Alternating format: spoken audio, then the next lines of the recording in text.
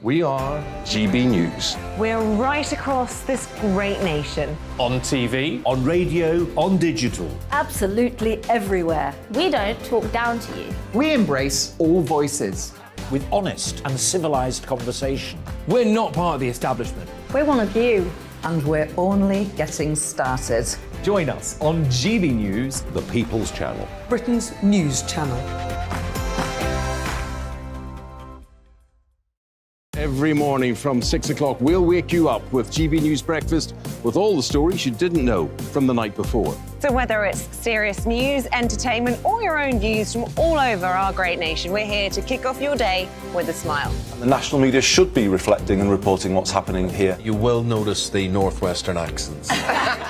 Whether you're with us on TV, radio, or online, every morning, it's breakfast from 6 a.m. Hope you can join us. Join us for Ministry of Offence, the comedy panel show that's just like the news, in that the left fights the right and it doesn't really seem to matter who wins. We cover the big stories. It was in fact a troop of baboons and not angry vegans. I like that. And the really important stories. Fat naked cow gets stuck in swimming pool. It's a headline in a lot of local newspapers. Yeah. we're on the same team, Nick. Yeah, but I'm just helping you. Join us for Ministry of Offence, Saturday nights, 8 o'clock on GB News. I'm Dan Wootton. Join me Monday to Thursday from 9 to 11 for the feistiest and most fun news debate on TV, where free speech reigns. I'll bring you a sharp take on the day's biggest stories, bombshell newsmaker interviews, and A-list guests. And I guarantee you, no spin, no bias, no censorship, and no reason to go to bed. That's Dan Wootton tonight, Monday to Thursdays from 9 on GB News.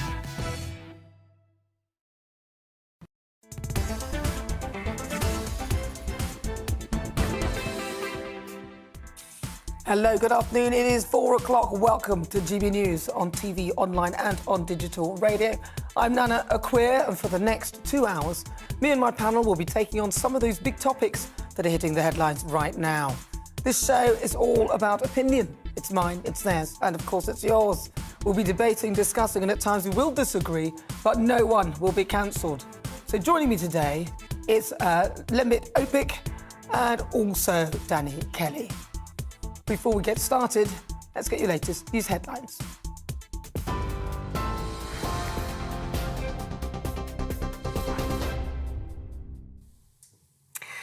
I'm Polly Middlehurst in the GB newsroom with your latest news headlines. Unions have criticised a potential government plan to change the law allowing agency workers to cover for striking staff. Major travel chaos is expected later this month after railway workers voted overwhelmingly in favour of industrial action in a dispute over pay, pensions and conditions. Writing in The Sun on Sunday, the Transport Secretary Grant Shapps said they could also be banned from working overtime to make up for lost earnings during the strike.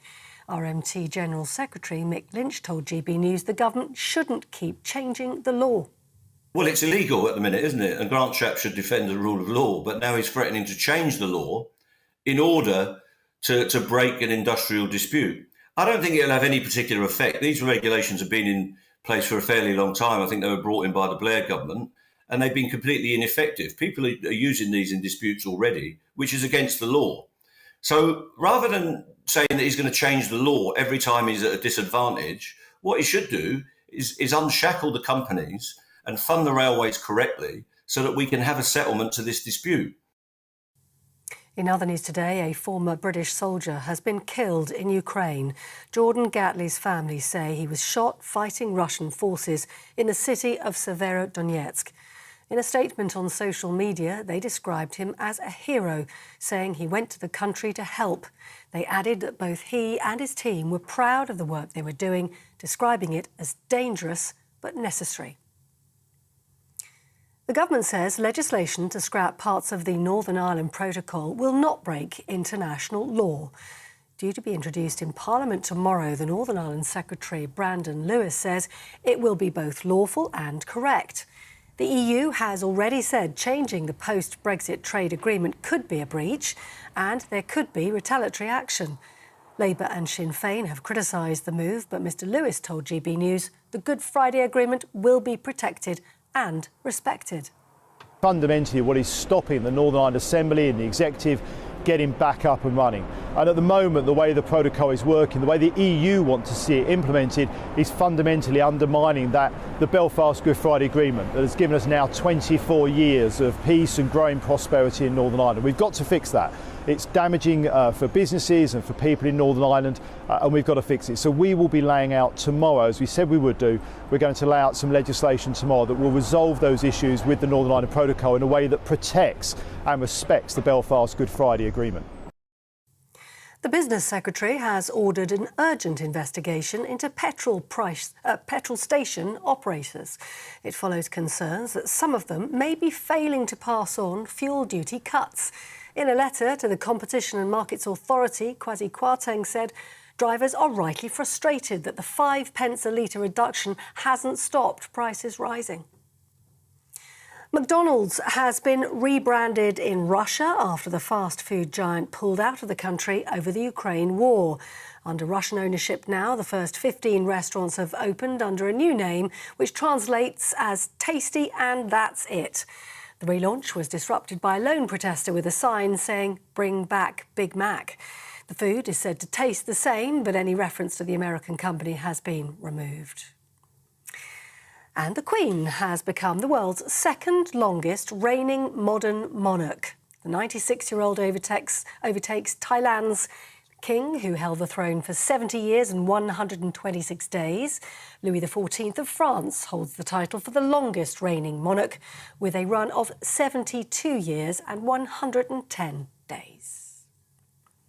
You're up to date on GB News. More news as it happens. Now, it's Nana Akua.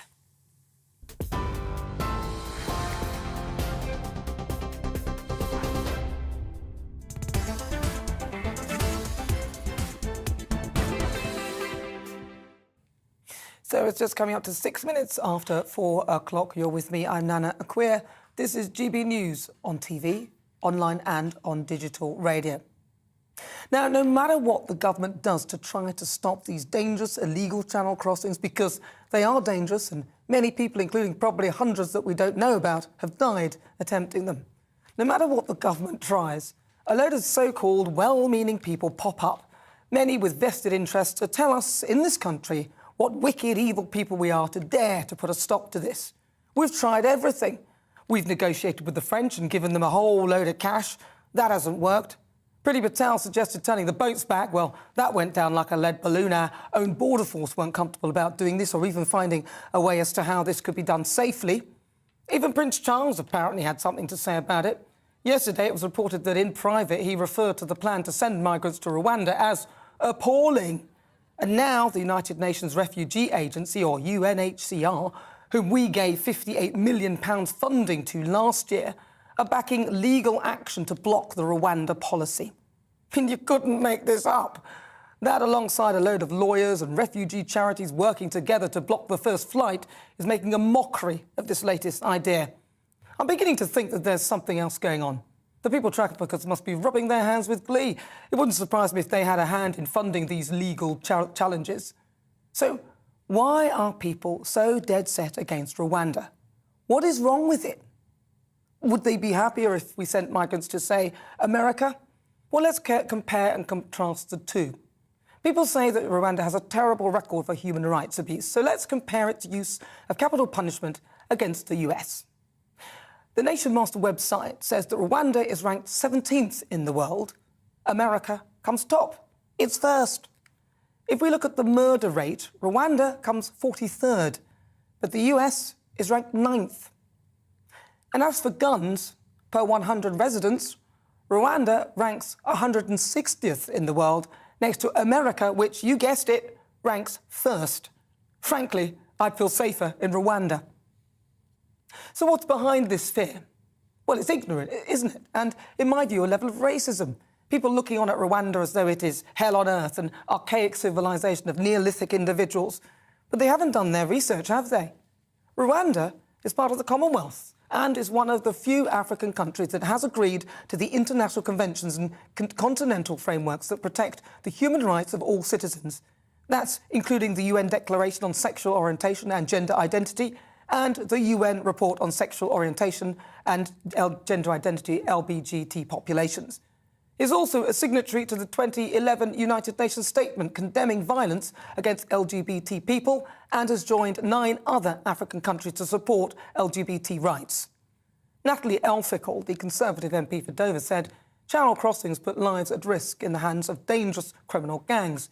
It is the compassionate common sense and right thing to do to tackle these crossings and bring them to an end. Ian Duncan-Smith said this of the UNHCR, who are backing this latest challenge. He called it none of their business, and that's the polite way of putting it. Then he went on to say that Australia did it many times. The Danes talked about it. It is quite peculiar that the UNHCR out of nowhere pops up and decides on the basis that it's the UK that we are breaching our obligations. We are not. He said they should ask themselves who is breaching obligations when people are dying trying to cross the channel. So, whilst you're on this tour of objecting to every idea under the sun, spare a thought for the people living in Linton on Ouse who are about to see their peaceful community treble in size practically overnight. If the computer says no at every turn, then move them into your backyard.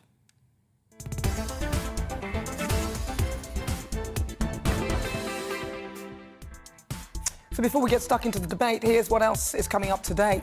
As the Conservative Party is divided over whether or not to cut taxes to try and ease the cost of living crisis, we'll be asking in our Great British Debate this hour, is it irresponsible for the Tories to cut taxes right now? We'll also be taking a look at the stories making the headlines around the world this afternoon, including the latest from Ukraine. And then after 5 o'clock, I'm very excited that we'll be meeting top celebrity chef and presenter Rusty Lee in Outside. Now, she's been on our screens for decades, appearing on everything from reality shows to soaps, and was even a candidate for UKIP. So what comes next on The Outside? That's just a taste of what's on the way in today's show. And as ever, I want to hear from you. Tell me what you think on everything we're discussing. You can email gbviews@gbnews.uk or tweet me at gbnews.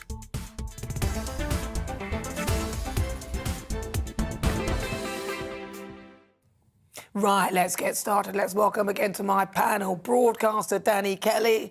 Hello, Danny. And Liberal Democrat MP, ex-MP Lembit Opik. Afternoon. Afternoon. Right, so firstly, let's talk Rwanda now, because it's a bit of a hot potato. Nobody really wants to deal with it, and every idea is literally thrown out as though it's completely inhumane.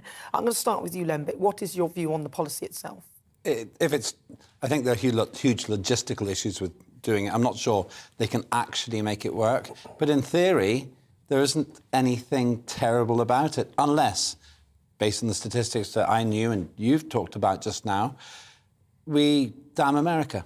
Also, we're supporting Ukraine at the moment. They have a far higher murder rate than Rwanda. Nobody talks about that. So I can't say it's explicitly racist, but it feels really uncomfortable that this place of which we know little, Rwanda, might just not be where we send people. You know, the Seychelles have 5 times, the numbers are small, but 5 times the murder rate of Rwanda. But we go on holiday there. So I'm just using that one statistic because it's easy to measure. Second thought I got is that the people who are moaning about this aren't really offering an alternative. Well, that's it. And it's quite likely that more people have drowned in the Channel crossing than have been murdered in Rwanda. So we can actually be saving lives by doing this. There are other measures as well, but you've highlighted Rwanda is doing its best to be first world in its human rights. What do you think, Danny? Do you know, I want to go to Rwanda. Just cross the channel. It sounds a fabulous... Just cross the channel. It sounds a fabulous destination. It's 30 times safer than America. There are fewer guns than there are in the streets of America. I've been paying great attention to both sides of this argument. And one side that is constantly parroted by the Liberals who say that it's akin to sending someone to hell is the fact that 27 years ago there was a genocidal war. And that's correct. But that was over a quarter of a century ago. And they have evolved into a 21st century country. There is no longer any crime against tribal communities. That's history. And that's something that really, I think, needs to be nipped in the bud when someone tries to say, what, you want to send them where they chop your arms off if you're from the Tutsi tribe, do you? It's not that way anymore. Well, I mean, we're prepared to go to the World Cup in Qatar that has human rights abuses, you know, and we know about that. So I just think that there's something else behind this. Why, you know, OK, we don't... People complain if the migrants are going to be next door to them, you know, and I understand, especially if you're in a small village and suddenly there's twice or three times the number of people in that village. First of all, it's unsustainable and it's a little bit unfair for the people who live there. You need to be much more considerate and considered in the way you're doing this. But then if we want to stop people from coming via that crossing. There is a problem with the policy itself, though, because I think it's partly based on the perception that Rwanda isn't a good place to go. I think there's a kind of built-in, implied racism against Rwanda. Now, I haven't been there. I haven't been there. But if people said, oh, we'll take them to the Isle of Man, which actually had no murders at all in the year I was looking at, then I would say, well, that's OK, because it's kind of white and it's British Isles-ish. But Rwanda's really far away, and that's meant to put people off. So there's a conspiracy here with the demonstrators, but also with the policymakers who have, I think, chosen Rwanda and offered them something like 5% of their GDP to do this. Maybe it's a little bit less than that, but it's a substantial amount of money to do this because of this conspiracy of ignorance about that country. Well, there is that, but I think there's also a level of you didn't intend to go there. You intended to come to the UK. So if you come here, you won't be where you thought you would be. So consider if you do it that way. And I think that's part of it. But and there is, I agree with you, there's almost like, ooh, Rwanda, you don't want to go there. Yeah. But it's a deterrent. But then in a way, if the deterrent works and stops people from crossing the channel, which the ultimate goal is to save lives, isn't it? Well, so I think that's what the government is saying. I don't think that the ultimate goal of the government is to save lives. I think that they've had to sell it in a court of law as to why they are sending people to Rwanda. I think genuinely, I think people just want to try and find a way to stop them coming over on dinghies. But in law, they have to demonstrate why they've got to send them to Rwanda. But it will also save lives. Of course it will. Because people are drowning doing that. And also, there's an illegal trade of smugglers and, people's traffickers are benefiting heavily by it. But it wouldn't work if it was Switzerland, because I don't know, that's a really nice place to go. I'll go across, take my chances, and then end up in Switzerland. People aren't meant to feel that way about Rwanda. And I'll just put it out on the table. It's meant to be a really unattractive destination to those people crossing the channel, because it would be illogical for them to say, if you work really hard to cross the channel, we'll reward you by sending you to a great place. And I do think that there's a bit of a logic flaw in the argument. Yeah. But back to your original point, this only works as a deterrent if Rwanda is a bad place to go. So I do think that the demonstrators and the policymakers are both on the same side by damning Rwanda. Well, that's what I'm saying. They're doing that, and so in doing that, they're saying Rwanda is a bad place. Why? Why are they saying that? Rwanda isn't a bad place. I like the idea of it if it is a deterrent and it stops people from crossing the channel, but to push the idea that it's a bad place, I think is pretty unfair on Rwanda.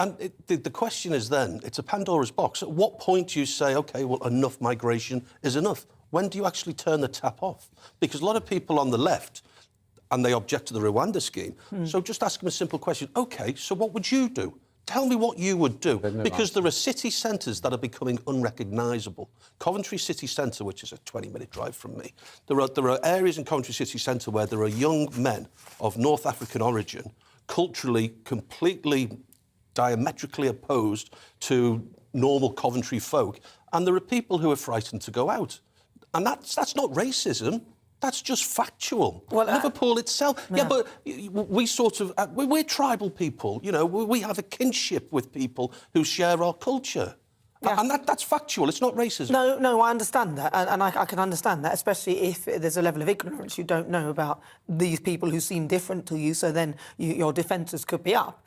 And I understand that. But I feel, and I remember it was Trevor Phillips who said multiculturalism isn't working, and in many respects I kind of agree with him in a way. It's the cultures. It's not necessarily the colour. It's more the culture. If you have a different culture to somebody else, instead of it's very difficult for those cultures to integrate suddenly in that way. My family came from Estonia, and they had to because the ones who didn't get away were largely exterminated by the Soviet system. And they came here in the 40s into a country which is extremely generous in its welcoming of these people. And tens of thousands, probably hundreds of thousands of people from that part of the world, from the Baltic, settled here. They worked really hard to try to fit in. They had their own Estonian houses around the country, but they tried really hard to fit in. And I think that one of the problems with this is, as Danny says, we don't really know how to do it. That's the problem. And so therefore now we've ended up in a situation where we're arguing about Rwanda, and the fundamental problem is we've got an immigration policy which is falling to bits, and which isn't being properly applied. I'd be willing to bet you've still got a better than even chance of making it into the UK if you tried. And they know this, and that's why they pay thousands of pounds to do it. They're just trying to stop the place from being overrun, I think, in their view. That's what they're trying to do. And just briefly, Nana, someone will tell you that statistically 75% of people who come over, they are accepted for asylum.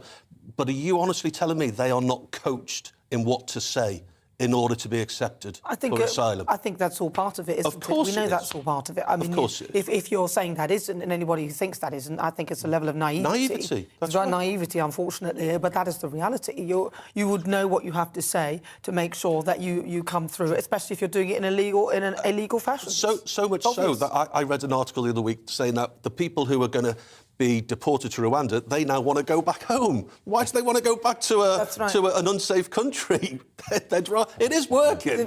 I think there's a level of it working. It does, but I think it does slightly rest on the premise, as you said, Lembit, of Rwanda being a not so great place. But I think the other part of it is that you don't end up where you thought you would be. So even if you come here, you'll be put somewhere else for processing, and that's why they're trying to put people off from actually coming here. It is disruptive, but as I think we've talked in this very studio before, if you had a better policing process on the border, then it would work. Then it would probably be a better deterrent. A ship's captain friend of mine says that they called the border boat that was based somewhere like, I don't know, some in the southwest, east of England, they called it the eternal flame because it never goes out. If you don't make the investment, then if you've got a good chance of getting in, you might try. Well, I suppose people will, of course, but what are your views? Of course, if we had a decent policy for people to come to this country, then that would probably help as well. But send us your thoughts, get in touch. You're with me, I'm Nana Akua. This is GB News on TV, online and on digital radio. We are the People's Channel. Still to come, the Great British Debate this hour. I'm asking, is it irresponsible for the Tories to cut taxes right now?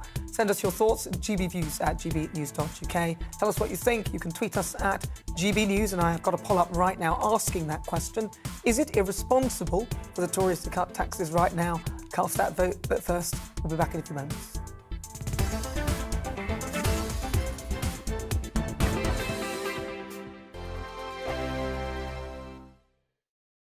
We are GB News. We're right across this great nation. On TV, on radio, on digital. Absolutely everywhere. We don't talk down to you. We embrace all voices.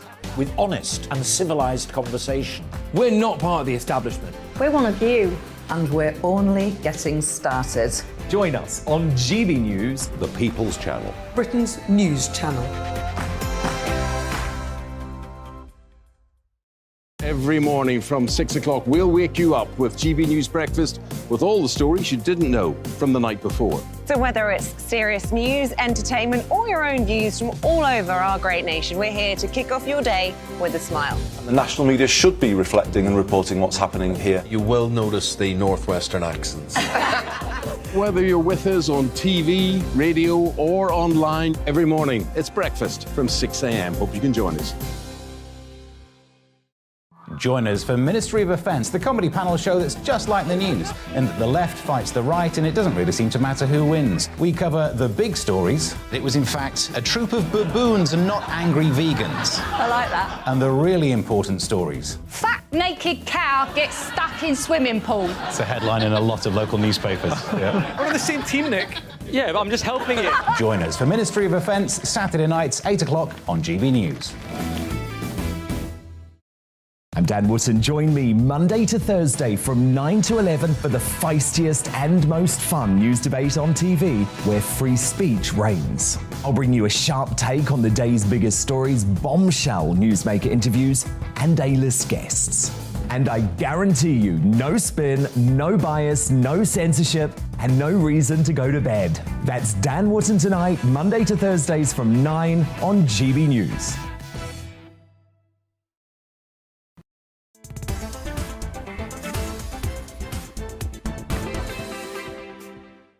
Good afternoon. If you've just joined us, it's good because you haven't missed too much. We've got loads to come on the show. I'm Nana Akua. This is GB News on TV, online and on digital radio. You can also download our app and you can pick up all the shows that are happening throughout the days here on GB News. Right, now, before the break, we were discussing the government's plans to deport immigrants to Rwanda. Let's have a look at what you've been saying. Les says the immigration lawyers are just as bad as the traffickers. It's all about making money. Yeah, that's an interesting point as well. Tani says, we have no obligations towards illegal migrants. Billy says, I think they all should go to Rwanda. It costs millions to keep them here at the expense of the public. Chris says the case for a return to the UK, which should have been made before they even came, can be heard in Rwanda. That's true. I mean, that would be the point of it, wouldn't it? That's what should happen. Well, what do you think? Keep your thoughts coming. It's always good to hear from you at GB News. You can tweet us there or email gbviews@gbnews.uk. Now, let's do it. It's our Great British Debate this hour. The Conservative Party is known as the Low Tax Party, but with an increase in national insurance, VAT and other taxes, is this claim a myth? Are taxes actually going up rather than down? And given that we're in a cost of living crisis, I'm asking, is it responsible for the Tories to cut taxes right now? There are, of course, mounting calls from some Tory MPs and ministers for urgent tax cuts to tackle the cost of living and boost growth. So should the government bite the bullet and cut tax? Should Rishi Sunak have postponed the recent national insurance increase? Is it irresponsible for the Tories to cut taxes right now? Of course, during their Great British Debates, I'm going to be asking that very question, so get me your thoughts. But right now, I'm joined by Sir Vince Cable. He's the former leader of the Liberal Democrats and former business secretary. Vince, thank you so much for joining me. Now, there's been a lot of people saying that actually the government should be cutting taxes. Some people might view it as irresponsible. What is your view? Well, it depends which tax we're talking about, and it depends how you're going to fund it. I mean, if we're talking about the Conservatives' policy of just cutting income tax, I mean, that's largely irrelevant to the problems of most people. Large millions of the people who are worst hit by the cost of living crisis, of course, don't pay income tax, partly because we had a policy, you may remember the coalition years, of lifting the threshold. So a lot of low-income workers and others don't pay income tax. So that's largely irrelevant. But if you're talking about cutting, say, value-added tax, then that directly helps deal with the problem of inflation and makes a lot more sense. Then there's the question of how you pay for it. I mean, if you take the view that government debt and borrowing isn't really an issue, then of course you can take liberties and taxes and increase spending. There is an urgent need to improve the benefit level of people at the bottom of the scale, universal credit. But there's a question of priorities. Some people would say, well, we really should be careful about the budget deficit, and the Chancellor would be one of them. And, you know, there's no magic money tree here. But you mentioned income tax, and you said that was irrelevant. But surely, if they cut income tax, then people would have more money to spend in the economy, and therefore that would have to grow the economy. So surely that would be relevant. Well, there's not a shred of evidence to suggest that cutting income tax is the best way to stimulate growth. I mean, if you're trying to cut taxes on people's income, you know, the best way of doing it would be to remove the national insurance surcharge that Mr. Sunak introduced, because that cuts in at much lower levels of income. That would be a much more helpful way of doing it. But yeah, I mean, there's all kind of ways you can stimulate demand in the economy. The policies that have been adopted in recent years to pour in more money through the monetary system. You can cut taxes, you can increase spending. But the question at the end of the day is you know, who's going to pay for all this? Because that's what they're considering, aren't they?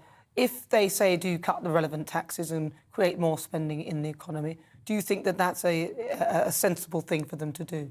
The correct tax? Well, if you pour more spending into the economy, that's an attractive idea. But at the moment, the major preoccupation of the government and everybody else is with inflation. And if you pour more spending into the economy, the first and most obvious effect is to boost inflation. I mean, we're not at the moment in a recession, in a slump. If we were, then yeah, cutting taxes, raising public spending would be a sensible thing to do. But we're not in that position at the moment. The key problem is inflation, and that is having to be dealt with in a very painful way through interest rates. A lot of the inflation is imported. It's something which sadly we can't do a great deal about. But if we're going to use tax cuts, the sensible thing to do is to cut taxes on goods and services. And, you know, value-added tax is an obvious way of doing it. What about the green taxes, the green levies? Would that be another one that would be a sensible one to cut? And even tax on petrol and things like that? Because apparently I think the government take 48%. That's what Howard Cox said. Yeah, but I think we've got to distinguish the short term and the long term. I mean, there is a major long-term environmental imperative, which we all recognise. And simply panicking in the short term and for some populist gesture doesn't help. If we want to cut taxes, as I say, you can cut taxes on everything by removing value-added tax. That removes some of the taxation on energy and taxation on goods and services we do every day of the week. The problem with petrol tax, of course, it is, as you rightly say, a very high percentage of the total. But we have thought over the years, different governments, with the idea of having a stabiliser so that you cut taxes when prices are very high and you raise them when taxes are very low. The problem we've had with in the that there is a lot of demand to cut taxes when prices are high, but when they're low, there are equally strong protests about putting the taxes back on. So the idea of having a stabiliser is theoretically very attractive, but in practice it's been politically very difficult to deliver. Well, Sir Vince Cable, thank you so much for talking to us about that. He's the former leader of the Liberal Democrats and former business secretary. I'm also now joined by Chief Economic Strategist at Net Wealth Investments and former Chief Economic Advisor to the former Mayor of London, Boris Johnson, Gerald Lyons. Gerald, OK, so to cut or not to cut taxes? Gerard, sorry, this is starting to be really quite divisive for the Conservative Party. What do you think? Is it irresponsible for them to consider cutting taxes, and if so, which ones should they cut? No, it's not irresponsible.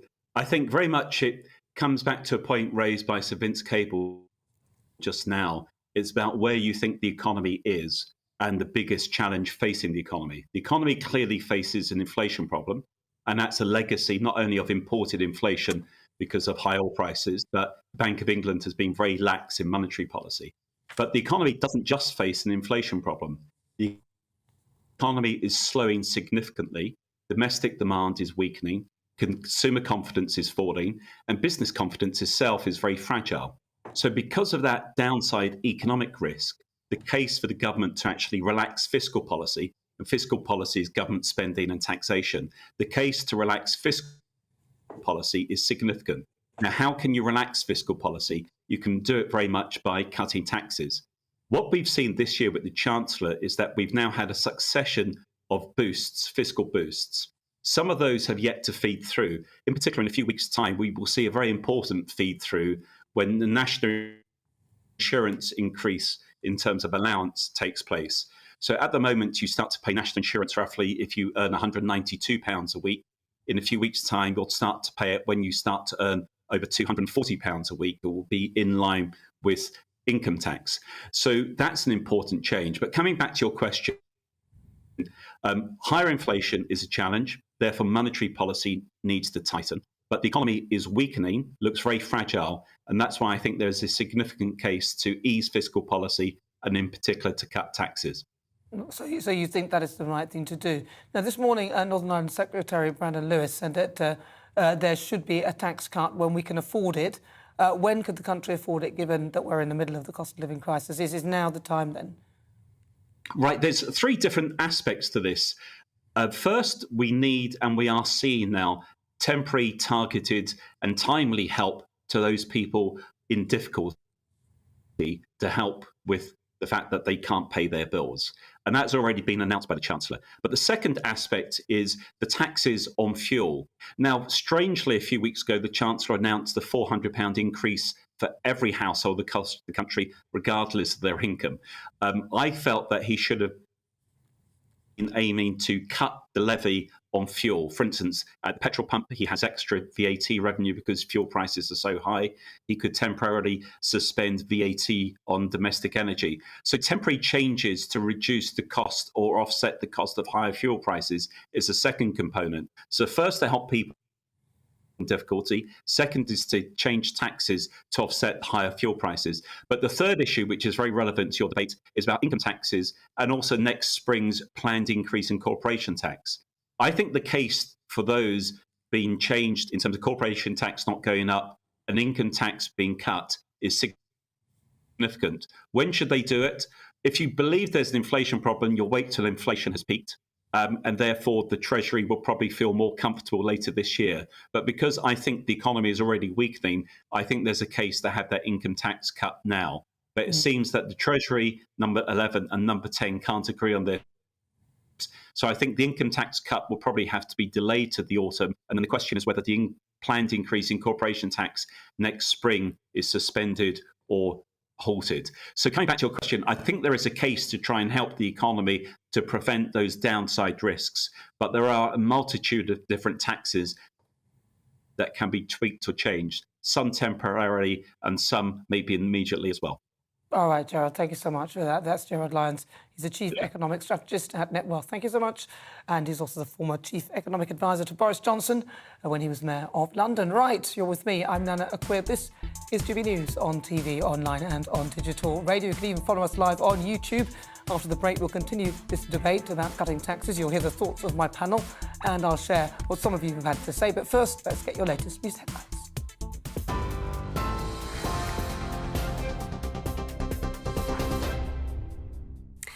Nana, thank you. The top stories this hour. Unions have criticised a potential government plan to change the law allowing agency workers to cover for striking staff. Major travel chaos is expected later this month after members voted overwhelmingly in favour of industrial action in a dispute over pay, pensions and conditions. Writing in the Sun on Sunday newspaper, the Transport Secretary Grant Shapps said they could also be banned from working overtime to make up for lost earnings during the strike. Former British soldier Jordan Gatley has been killed in Ukraine fighting Russian forces in the city of Severodonetsk. In a statement on social media, his family described him as a hero, saying he went to the country to help. They added that both he and his team were proud of the work they'd done, saying it was dangerous but necessary. The government says legislation to scrap parts of the Northern Ireland Protocol will not break international law. Due to be introduced in Parliament tomorrow, the Northern Ireland Secretary, Brandon Lewis, says it will protect and respect the Good Friday Agreement. The EU has already said changing the post-Brexit trade agreement would be a breach and there could be retaliatory action. And the Business Secretary has ordered an urgent investigation into petrol station operators. It follows concerns that some of them are failing to pass on fuel duty cuts. In a letter to the Competition and Markets Authority, Kwasi Kwarteng said drivers are rightly frustrated that the 5 pence a litre reduction hasn't stopped prices from rising. You're up to date on TV, online and on your radio via DAB+. You're with GB News. Don't go anywhere. Nana Akua is back in just a moment.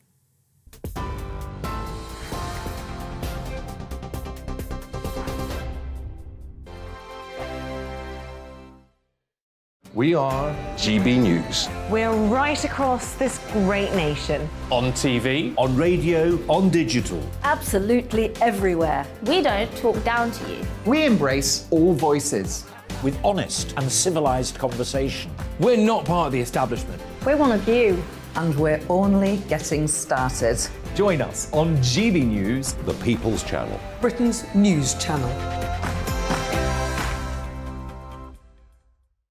Every morning from 6 o'clock, we'll wake you up with GB News Breakfast with all the stories you didn't know from the night before. So whether it's serious news, entertainment, or your own views from all over our great nation, we're here to kick off your day with a smile. The national media should be reflecting and reporting what's happening here. You will notice the northwestern accents. Whether you're with us on TV, radio, or online, every morning, it's breakfast from 6 a.m. Hope you can join us.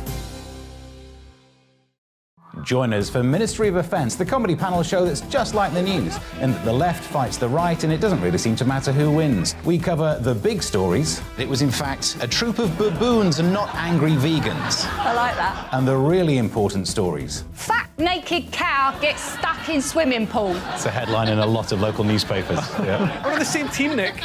Yeah, but I'm just helping it. Join us for Ministry of Offence, Saturday nights, 8 o'clock on GB News. I'm Dan Wootton. Join me Monday to Thursday from 9 to 11 for the feistiest and most fun news debate on TV, where free speech reigns. I'll bring you a sharp take on the day's biggest stories, bombshell newsmaker interviews, and A-list guests. And I guarantee you, no spin, no bias, no censorship, and no reason to go to bed. That's Dan Wootton Tonight, Monday to Thursdays from 9 on GB News.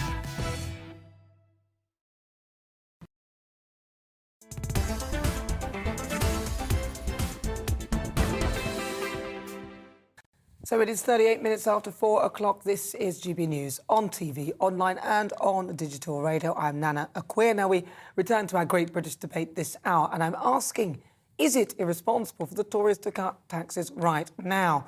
Let's see what my panel make of that. I'm joined by broadcaster Danny Kelly and also Liberal Democrat MP, former Liberal Democrat MP, David Opik. You wish. You keep promoting me all the time. I know, you wish. Right, Danny, so let's start with you then. Yes. So there are different taxes that you could cut to create different scenarios. Yes. And apparently income tax, you cut that, you will increase spending in the economy and therefore probably push inflation up, something we're trying to avoid. The Conservatives are talking potentially, do you think that they should be cutting those sort of taxes, or which tax would you want them to? I'd like them to re-look at the green levy, which, as I understand, is up to 25% of our energy bills. I'd like them to reconsider that. There's a businessman in Walsall, I was just talking to a pal of mine, he employs 45 staff. His fuel bill has gone up by £18,000. What? Yeah, and he employs 45 people. So it's gone up by £18,000. And my bill is £260 a month. Fortunately, I'm in a position where that doesn't really impact my day-to-day life. But well, you don't need that much heating, though. You can keep yourself warm. You've got enough insulation. With my layers of natural, layers of natural protection. Do you know, I've actually lost half a stone, but when you're this fat... Yeah, I know. When you're so fat, you don't really notice until you lose a couple more stone. So I'd like them to look at the green levy. The VAT, I think Mr Cable was right. I think that's a proven way of trying to put more money in people's pockets, and being in the car business away from the BBC, you know, it's affecting me. I wondered how long it would take him to get to the BBC. Everyone knows being in the car business. Did I say the BBC? You did. You said the BBC. That was Freudian. You didn't mean it. Right, Lembit, what do you think? Right, a few facts for you. I've just come here from Denmark. I was at a meeting of the Federation of European Motorcyclist Associations. A heavy-duty group looks at facts. There is no climate crisis. Oh, God, I disagree. As well. You and your climate crisis. I disagree with what... Well, Sir Vince started it, because he said we have to think about the long term. First thing, well, they didn't come to that conclusion there, but they're looking into it. And what's beginning to happen, people are beginning to question these green levies, because the science isn't behind it. I won't do my usual speech on this, but I found that meeting in Denmark really quite encouraging, because they were looking at facts. This leads directly to what we're discussing now. As you know, I did actually study economics, so I do have some degree of qualification to discuss this. It doesn't look to me like the economy is falling to bits and causing inflation. So something else must be causing it. And I think it's the green energy policies that we've got, which have massively driven up the cost of everything, like the haulage and so on. That affects your food, your clothes, everything that we do. If we just got a handle on this insane mad dash for renewables, which we're paying for, then I don't think we'd have the level of inflation. Why is the British economy doing so much worse than elsewhere? Because we've been bragging about being green. So I think we junk those environmental policies. Second thing we could do, if we really needed to, I don't think we would if we did what I've just described there. Second thing we could do is actually another big handout. We've proved that with the most socialist government in the history of Britain, namely the Conservatives at the moment, you can put hundreds of billions of pounds of debt on and not destroy things. But they had to. I mean, so really the debt that we're looking at is from the pandemic. Yeah. Otherwise, what would we have done? It would have been actually worse. So I don't know whether that matters whether you're socialist government or a capitalist government, that had to be done. But what I'm saying is, even if you're dubious about my environmental position here, and they shouldn't be, I make this point again, anyone who wants to question my position on the Greens, have the courage to sit with Danny sitting and explain where I'm wrong. But let's assume that's going to take a bit longer. £75,000 million of borrowing could give £3,000 per household. Now, 50 quid, 100 quid isn't going to do much, but £3,000 would make quite a big difference. So there is something we could do here. The precedent has been set by the Conservatives, so they are willing to borrow when it matters. If they're that concerned about it, that's one thing they could do. So they should borrow To do what? To cut the green levies? No. What I think is we should scrap the green levies. Okay. And one other point, and if you really want to stimulate the economy, then put a few billions in. In terms of the fuel, most of what we pay for our petrol and diesel is actually taxed. 48%, 48%. And Car 26, you had Lewis Perry from Car 26 here. She came up with a good idea. I don't know if she said it on television. She suggests that the government says this is how much we'll take from fuel, and then we'll regulate the tax to make sure that it might be 37 billion. So they don't take windfall taxes because they're slamming the oil companies, but they're getting the windfall tax too. The government is. Well, Danny's laughing at you. Have you lost him? You lost. You know what's You're going like on? the Duracell bunnies sometimes. I was wondering when you were going to come up for air. I'm sorry. No. I enjoyed it. I think Boris Johnson, a Conservative policy, what he should do is say we're going to pause this 25% windfall tax because the evidence is that we want to start re-drilling in the North Sea. Let's put some money back in people's pockets and see how that goes. And maybe you don't even need to cut the VAT. Let's just scrap the 25% because I think that's a vote winner. I think you're right. I think that's where we need to go. But the show's nothing without you and your views. Let's welcome our great British voice to the show. This is your opportunity to tell us what you think about the topics we're discussing. Let's go to Liverpool. So we're going to Liverpool. Oh, who's that? That's Henry Davis. Henry Davis, good to see you there. You're looking a bit Sting-like there. He looks a bit like Sting there, doesn't he? Henry. He looks like Henry Davis. Henry, talk to me then. Do you think it's irresponsible for the Tories to cut the taxes right now? Hi, Nana. Yes, you're looking good too in your green Irish outfit, Irish flag outfit, I've noticed. For me, you've got to cut taxes in times when, we're struggling with economic growth. But let's think of the fundamental problem here is how do we cut taxes on a longer term basis? And I hear all these politicians, and the only answer they ever have to anything is to spend more money and borrow more money, which is a fundamental problem. The only way we're going to have lower taxes is by controlling our spending and controlling our borrowing.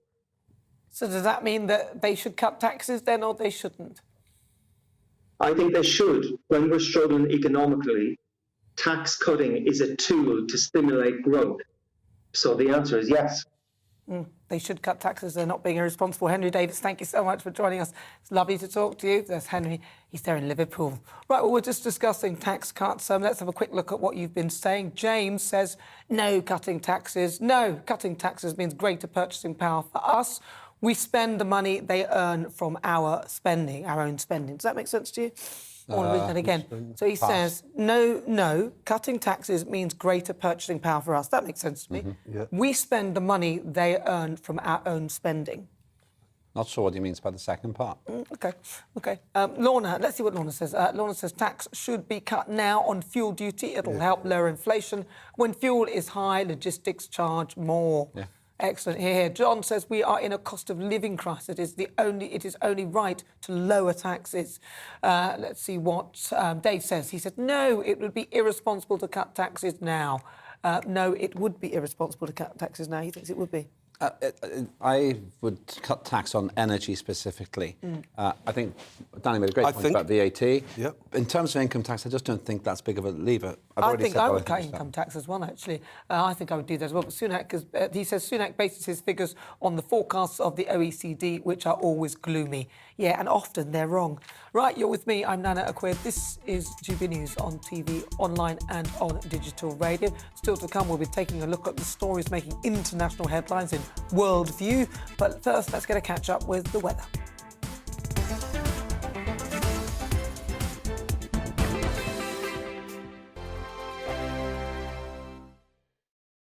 We are GB News. We're right across this great nation. On TV. On radio. On digital. Absolutely everywhere. We don't talk down to you. We embrace all voices.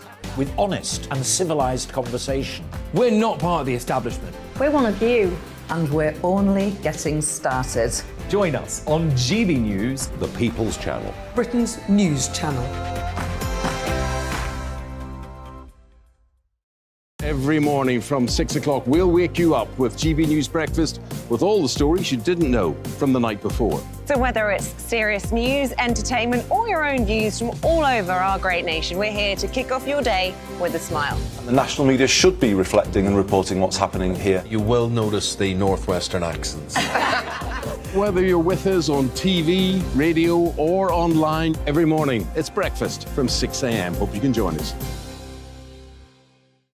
Join us for Ministry of Defence, the comedy panel show that's just like the news, in that the left fights the right and it doesn't really seem to matter who wins. We cover the big stories. It was in fact a troop of baboons and not angry vegans. I like that. And the really important stories. Fat naked cow gets stuck in swimming pool. It's a headline in a lot of local newspapers. Yeah. We're on the same team, Nick.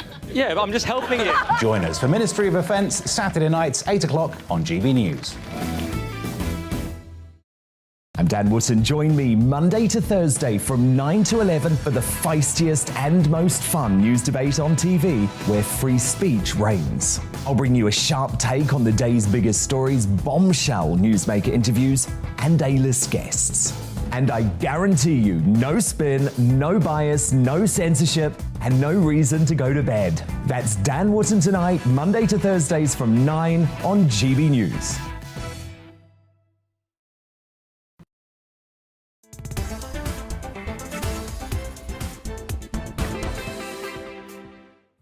Good afternoon, welcome on board. This is GB News on TV, online and on digital radio. I'm Nana Akua and it's time for World Views, a part of the show where we look at what's making the headlines across the globe. And today, of course, we're focusing on the deadly mines outside Kyiv being cleared by Princess Diana's charity. So to discuss all of that, I have my foreign affairs analyst, James Marlowe, in the studio for the latest from around the globe. So, James, give us a sort of update on Ukraine and where we are with this mine cleaning. The latest around the globe, but yet we always talk about Ukraine and Well, Russia, that's don't we? No, because later on we're going to America. So Yes. tell me about Ukraine, The please. coming days are going to be crucial, really crucial for the Ukrainian forces in the Donbas region, because Russia is now, it's got its momentum going. It's really, since it switched its strategy from what it calls its stage 2 of the operation, which of course is the war, it's now moved its forces back, as we know, to the east and to the south, and it's really taking on the Ukrainian troops. In fact, Ukrainians actually admitted for the first time that they're losing between 100 and 150 of their soldiers a day. It's unsustainable, and they're losing, in terms of injuries, between 500 to 800 soldiers a day. So this is not going to last. Now, of course, the media attention was focused on the city called Mariupol for several months. That city has, of course, now fallen. The actual emphasis now is on a city called Donetsk, which is actually the last part of the Luhansk Kablach, and it's extremely important for the Ukrainians to hold this, but the Russians believe it's going to fall in the next few days. Now, the objective of the Russian forces is literally to cut off Ukrainian army, grind them down, which is going to push them back. And then you're going to see the Ukrainian army start to, as they retreat, to dig ditches if they've actually got trenches and they've got a relevant amount of support or protection or shelter, because if they're outside, of course, they're sitting ducks. This is the big problem, and this is the challenge that Ukrainians are facing right now. And as I said, the Russians believe that that city is going to fall in the coming few days. And what about the charity then that are doing their operations, Princess Diana's charity, to remove the mines and things? I'm very glad you brought that up, because actually I was looking to try and insert that as well. That is a British company that is moving in, and I heard an interesting interview from them this morning on another network. We're talking about thousands and thousands and thousands of mines that have been actually buried, planted by not just Ukrainian forces, but Russian forces since 2014. Now, this British company has moved out, and its objective, of course, is to demine some of this. But they admit that the process is going to be extremely slow. It could go on for many years, which is pretty scary. And their purpose is literally to clear up as many mines as possible over the many fields so they can cultivate certain fields in order to get grain growing, to get it out to the rest of the world, because, of course, 30% of the major grains come from Russia and Ukraine, and that's what's causing a major food shortage around the world today. And what about the efforts? What about the efforts of the UN and all the other peacekeeping forces, NATO, that are supposedly trying to help Ukraine? It seems to have gone quite quiet on that front.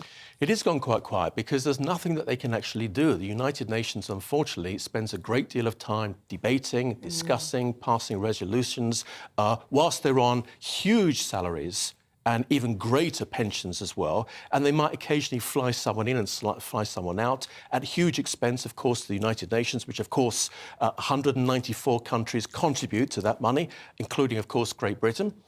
But yet nothing gets done. And I have to say, when you mention the United Nations, what comes to mind is, of course, the terrible war which took place in Europe in the early 90s when Yugoslavia split. And, of course, you had the Serb militias going after the Bosnian-Herzegovina Muslims. They were told by the United Nations, go to Srebrenica and you will be safe. And actually what happened was the militias came in, killed them all, and where did the United Nations go? They fled. So when you mention the UN, it's not a good sign.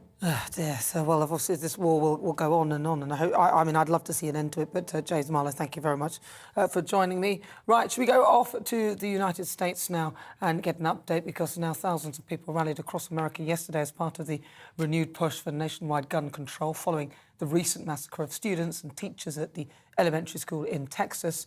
So let's have a chat to Paul Dudgeon. He's there in Los Angeles. He's the host of the Politics People podcast.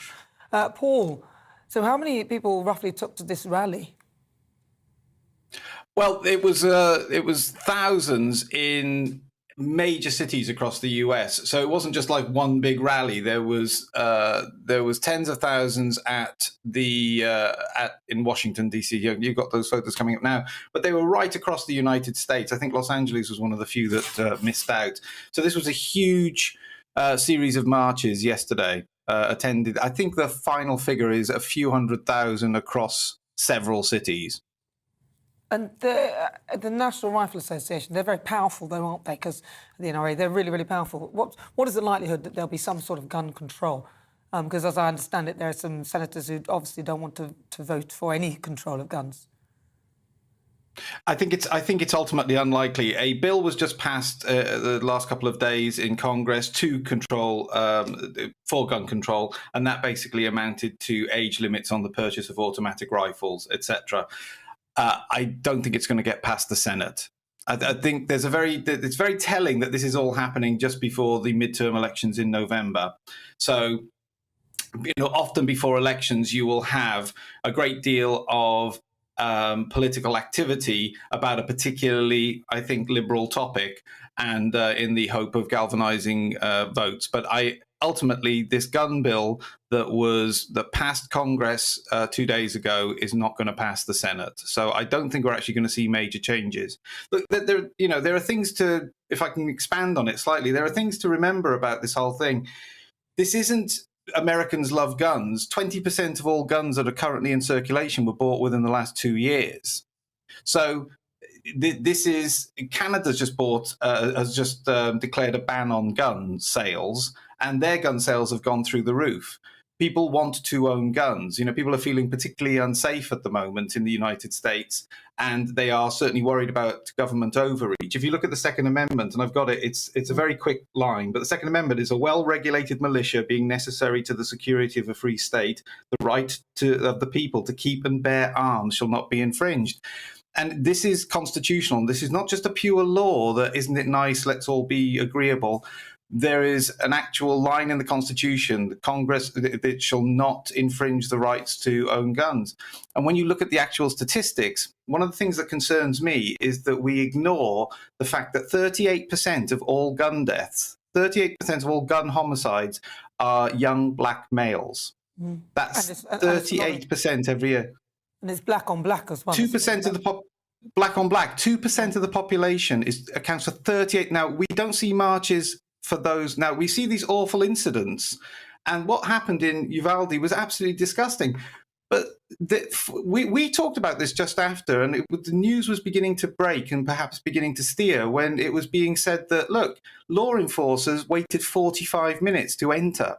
Now, to enter the school. Now, even if we went back to muskets, you'd be able to fire 25 shots in 45 minutes with a musket. So this notion that's being sort of they're conflating lots of issues at the moment and saying that these are death machines. The statistics don't bear that out. We've got losers, frankly, abusing drugs. And there's a lot of mental health issues tied up in this. And then we've got law enforcement not doing their jobs.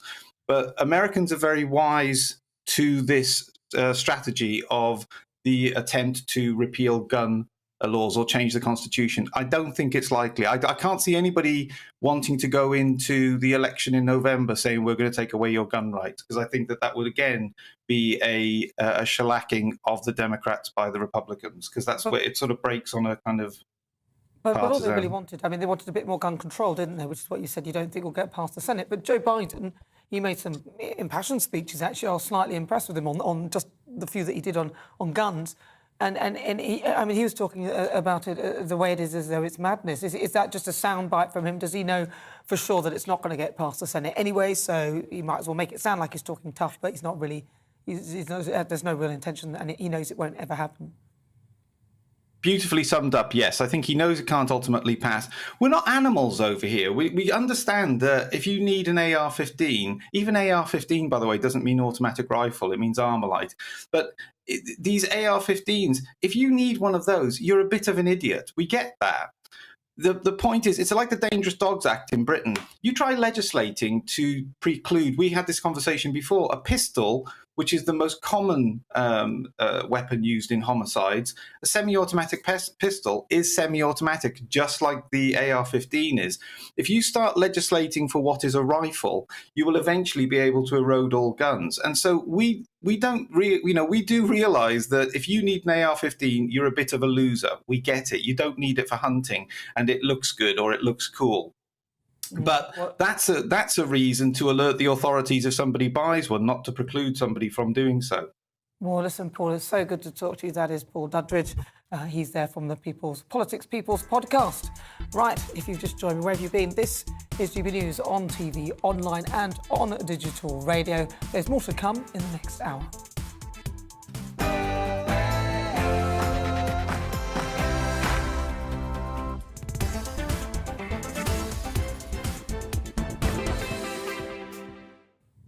It is fast approaching 5 o'clock. If you've just tuned in, where on earth have you been? We've got some exciting stuff. For the next hour, me and my panel will be taking on some of those big topics hitting the headlines. And very excited to say that coming up just after 5, in Outside, after the news headlines, we'll be speaking to Rusty Lee. She's had an incredibly colourful career. She's done everything from reality TV to soaps. She's done pretty much all the different things that you could possibly imagine. She's even, yes, you won't believe it, she's been a candidate for the UKIP party too. So I'm very looking forward to having her in the studio. We'll be finding out what's been happening in her career. Also later on, we'll be talking about the Labour Party and looking at what policies they actually have and whether you consider they're a valuable party and worth voting for. That is coming up.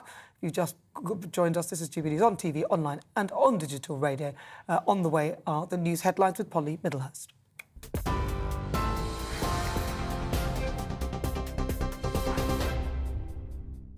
Nana, thank you. The top stories this hour. Unions have criticised a potential government plan to change the law allowing agency workers to cover for striking staff. Major travel chaos is expected later this month after railway workers voted overwhelmingly in favour of industrial action in a dispute over pay, pensions and conditions. Writing in the Sun on Sunday newspaper, the Transport Secretary Grant Shapps said they could also be banned from working overtime to make up for lost earnings during the strike. RMT General Secretary Mick Lynch told GB News the government shouldn't keep changing the law. Well, it's illegal at the minute, isn't it? And Grant Shapps should defend the rule of law, but now he's threatening to change the law in order to break an industrial dispute. I don't think it'll have any particular effect. These regulations have been in place for a fairly long time. I think they were brought in by the Blair government, and they've been completely ineffective. People are using these in disputes already, which is against the law. So rather than saying that he's going to change the law every time he's at a disadvantage, what he should do is unshackle the companies and fund the railways correctly so that we can have a settlement to this dispute. Well, in other news today, a former British soldier has been killed in Ukraine. Jordan Gatley's family say he was shot fighting Russian forces in the city of Severodonetsk. In a statement on social media, they described him as a hero, saying he went to the country to help. They added that both he and his team were proud of the work they were doing, describing it as dangerous but necessary. The government says legislation to scrap parts of the Northern Ireland Protocol will not break international law. Due to be introduced in Parliament tomorrow, the Northern Ireland Secretary, Brandon Lewis, says it will be both lawful and correct. The EU has already said changing the post-Brexit trade agreement would be a breach and there could be retaliatory action. Labour and Sinn Féin have criticised the move, but Mr Lewis told GB News the Good Friday Agreement will be protected and respected. Fundamentally, what is stopping the Northern Ireland Assembly and the Executive getting back up and running. And at the moment, the way the protocol is working, the way the EU want to see it implemented, is fundamentally undermining the Belfast Good Friday Agreement that has given us now 24 years of peace and growing prosperity in Northern Ireland. We've got to fix that. It's damaging for businesses and for people in Northern Ireland, and we've got to fix it. So we will be laying out tomorrow, as we said we would do, we're going to lay out some legislation tomorrow that will resolve those issues with the Northern Ireland Protocol in a way that protects and respects the Belfast Good Friday Agreement. The Business Secretary has ordered an urgent investigation into petrol station operators. It follows concerns that some of them may be failing to pass on fuel duty cuts. In a letter to the Competition and Markets Authority, Kwasi Kwarteng said drivers are rightly frustrated that the 5 pence a litre reduction hasn't stopped prices from rising. In Russia, McDonald's has rebranded itself after the fast food giant pulled out of the country over the Ukraine war. Under Russian ownership now, the first 15 restaurants have opened under a new name, which translates as Tasty and That's It. The relaunch was disrupted by a lone protester with a sign saying, "Bring back the Big Mac." The food is said to taste the same, but any reference to the American company has been removed. And the Queen has become the world's second longest reigning modern monarch. The 96-year-old overtakes Thailand's king, who held the throne for 70 years and 126 days. Louis XIV of France holds the title for the longest reigning monarch, with a run of 72 years and 110 days. You're up to date on GB News. More news as it happens. Now more from Nana Akua.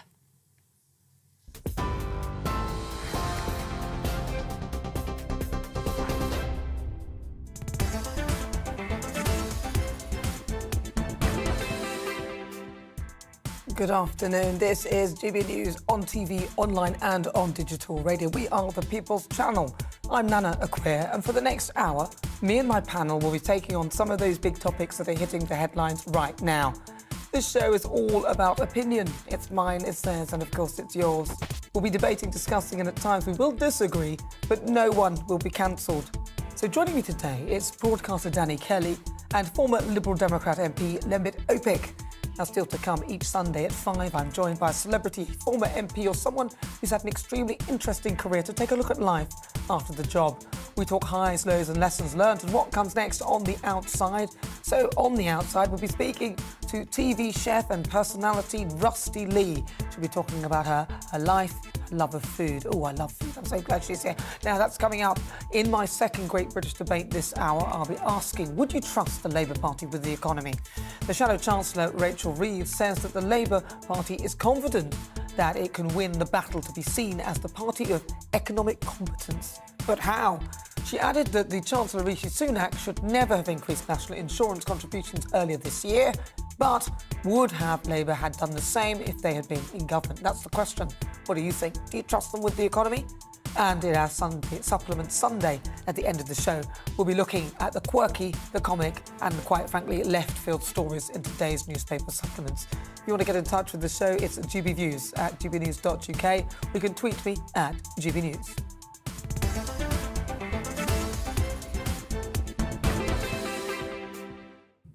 Right, so it is time for Outside. We take a look at life and the outside. Somebody who's had an incredible, interesting career And so I'll be talking to Rusty Lee, TV personality and chef. And I'm very pleased to say Rusty is here in the studio. Yes, hello. Look at you. Gosh, you're very quiet in here. I'm not used to quiet, well, Nana. You can make it nice and noisy, Rusty. That laugh, I think I slightly modelled my laugh on you. So oh, really? A little bit, yeah. Fantastic. Because I've known you from when I was growing up. You were on the screens doing all sorts of things. Yes. So talk to me about how you sort of came to be working in the UK and doing so much in television. What happened? Well, the thing is, I started off, my parents came to England, my father and mother. My father was in the Royal Air Force, and he sent for my mum from the Caribbean. We were left and Granny reared. So that was lovely. I didn't know anything about it. I was just a little tiny. And then we were sent for from Jamaica by my dad and mum. My mum was a clippy on the buses, so she's down to earth. My dad was in the RAF, mum was out doing the clippy on the buses. But, you know, it's incredible. And then she stopped working to look after us when we came over with my auntie. And, of course, everything looked strange to me then, looking at brick houses and things, but went to infant school, junior school, and all through the system, went to all-girls school. Oh, so did I. What was that like for you then? Because you're sort of one of the first generation to be living in this country. Yes. Your family being there. I mean, I was one of the first, but my parents came here in the 60s. Yes. And I was born in this country. But for you, coming from Jamaica and being in this country, what was your experience like? My experience was like any other child growing up, because I was just a child growing up in a class. There was probably just me as a black girl in there. But I didn't know I had a colour anyway, because I wasn't treated any different to the other children in the class. And so I've grown up not recognising colour. Colour was never a thing to think, oh, I'm this or that. I only realised that I had a colour towards the very end of my school year, because it was an all-girls school. And it was one girl, she turned up and she said, "You lot come and take all our jobs." And I was shocked. That's what we're talking about. I haven't taken anybody's job. I haven't had a job yet. So to me, that was ridiculous. I think I always had a jokey side of me. There's always, I think, a joy for life. As a young person, I had a joy for life and a joy for people. I absolutely love people. So then I went to an all-girls school, which was great. I cried at the end of it because I didn't want to leave school, because I enjoyed school so much. It was just a great experience. Then I went to technical college to do a secretarial course, because everybody had to be a secretary, you see.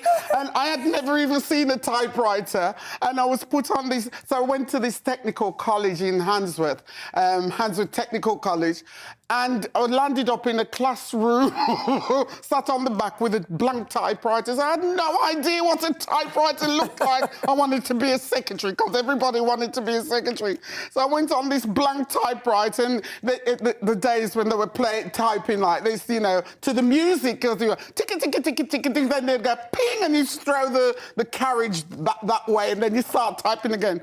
My typing came out as gobbledygooch. Well, as long as you look good doing it, that's the main thing, isn't it? Anyway, we got kicked out of that class, me and another. You did. I'm not surprised. Because it was fun.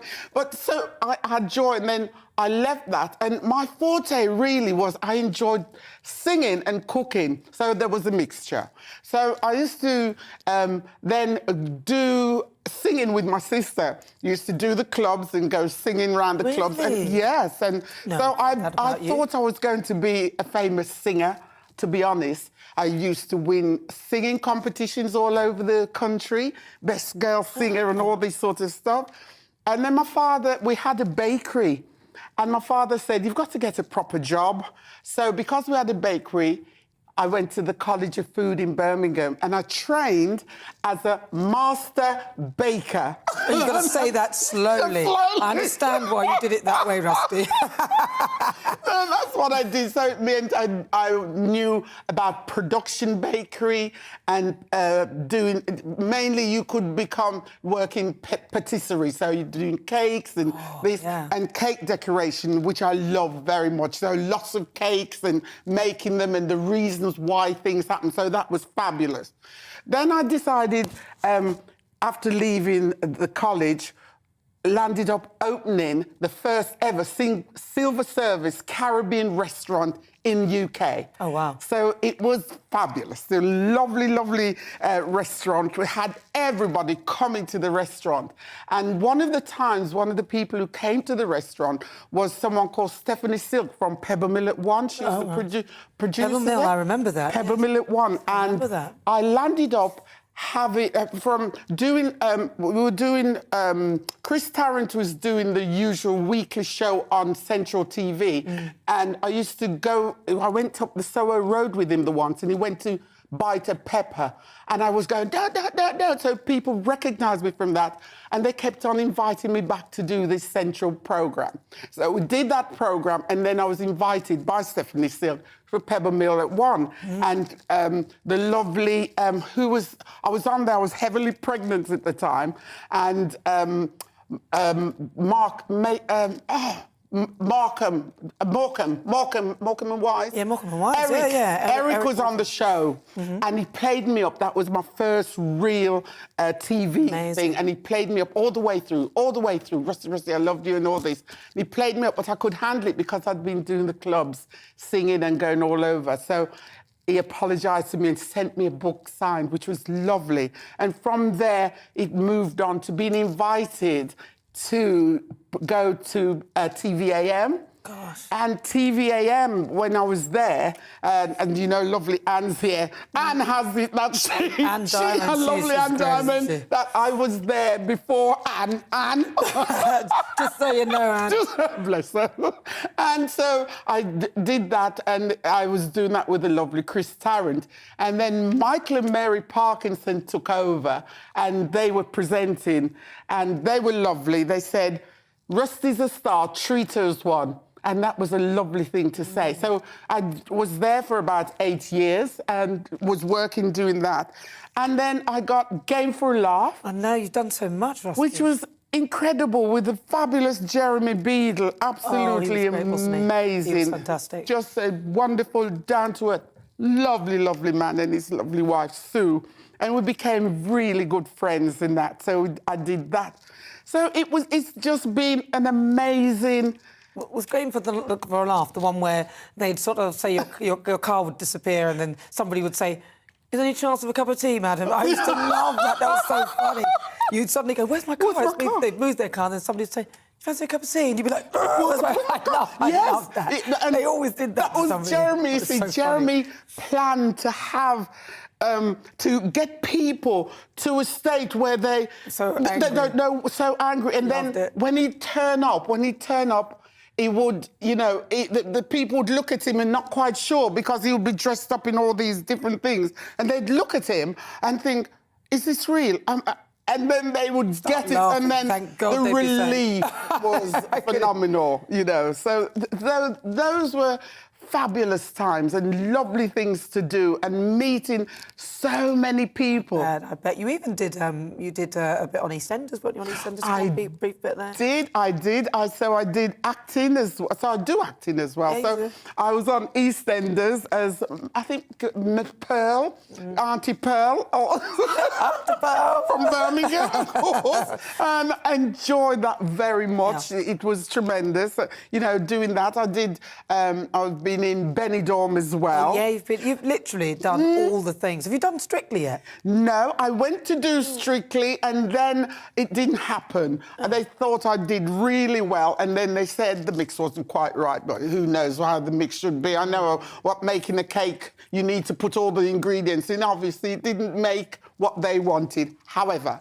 So I've just had the best time, really. You know, and it does, your joy just emanates from you. It's a wonderful thing. It's infectious. It makes everyone feel great, which is why people love to have you around. Talk to me about, what are you doing now, then? Because obviously you're doing appearances like this. And yes. But what other stuff? Because I know you're very much into your cooking and baking. Very much into my cooking. I do cookery demonstrations around the country.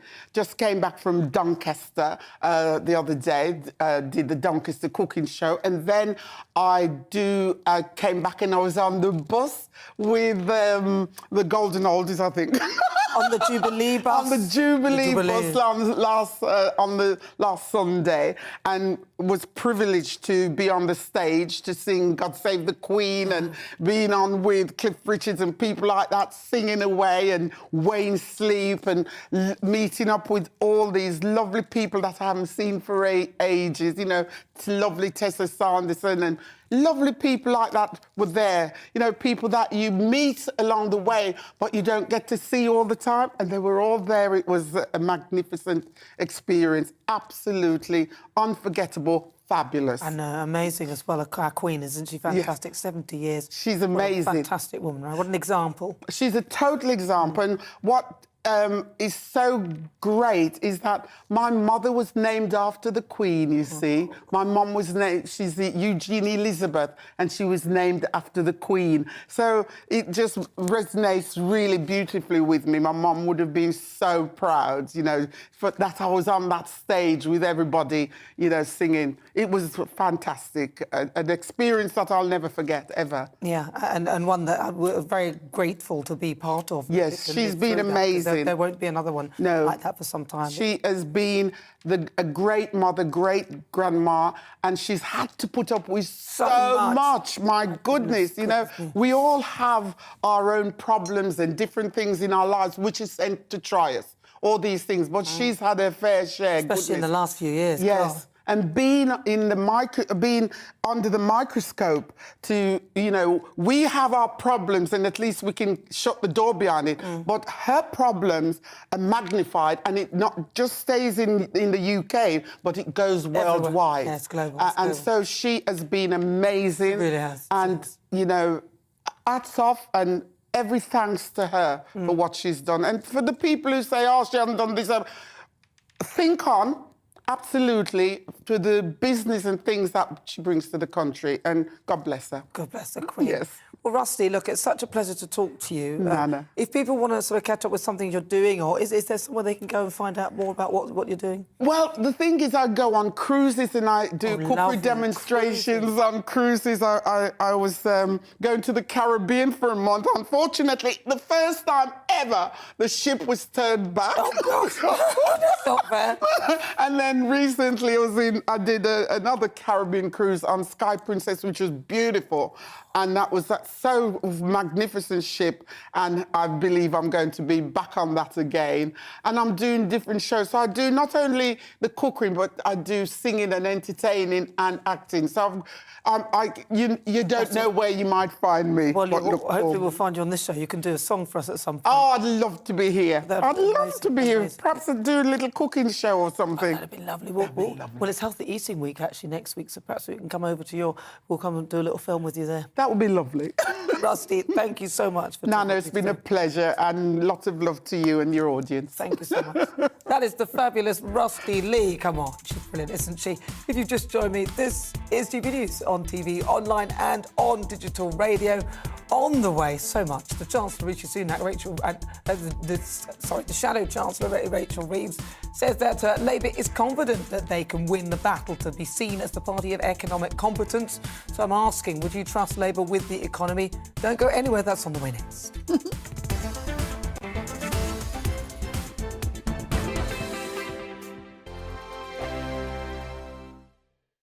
We are GB News. We're right across this great nation. On TV, on radio, on digital. Absolutely everywhere. We don't talk down to you. We embrace all voices.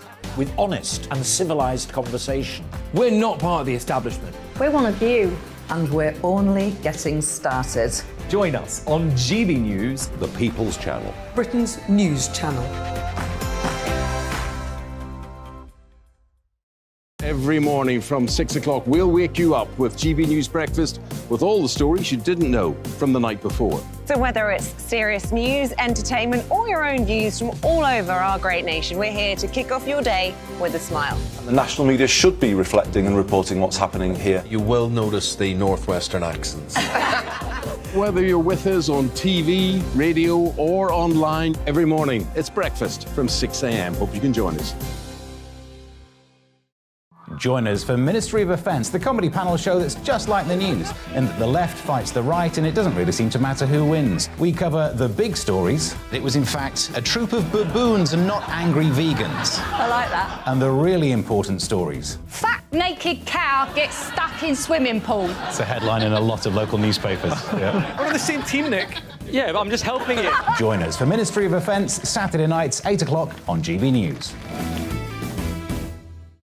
I'm Dan Wootton. Join me Monday to Thursday from 9 to 11 for the feistiest and most fun news debate on TV, where free speech reigns. I'll bring you a sharp take on the day's biggest stories, bombshell newsmaker interviews, and A-list guests.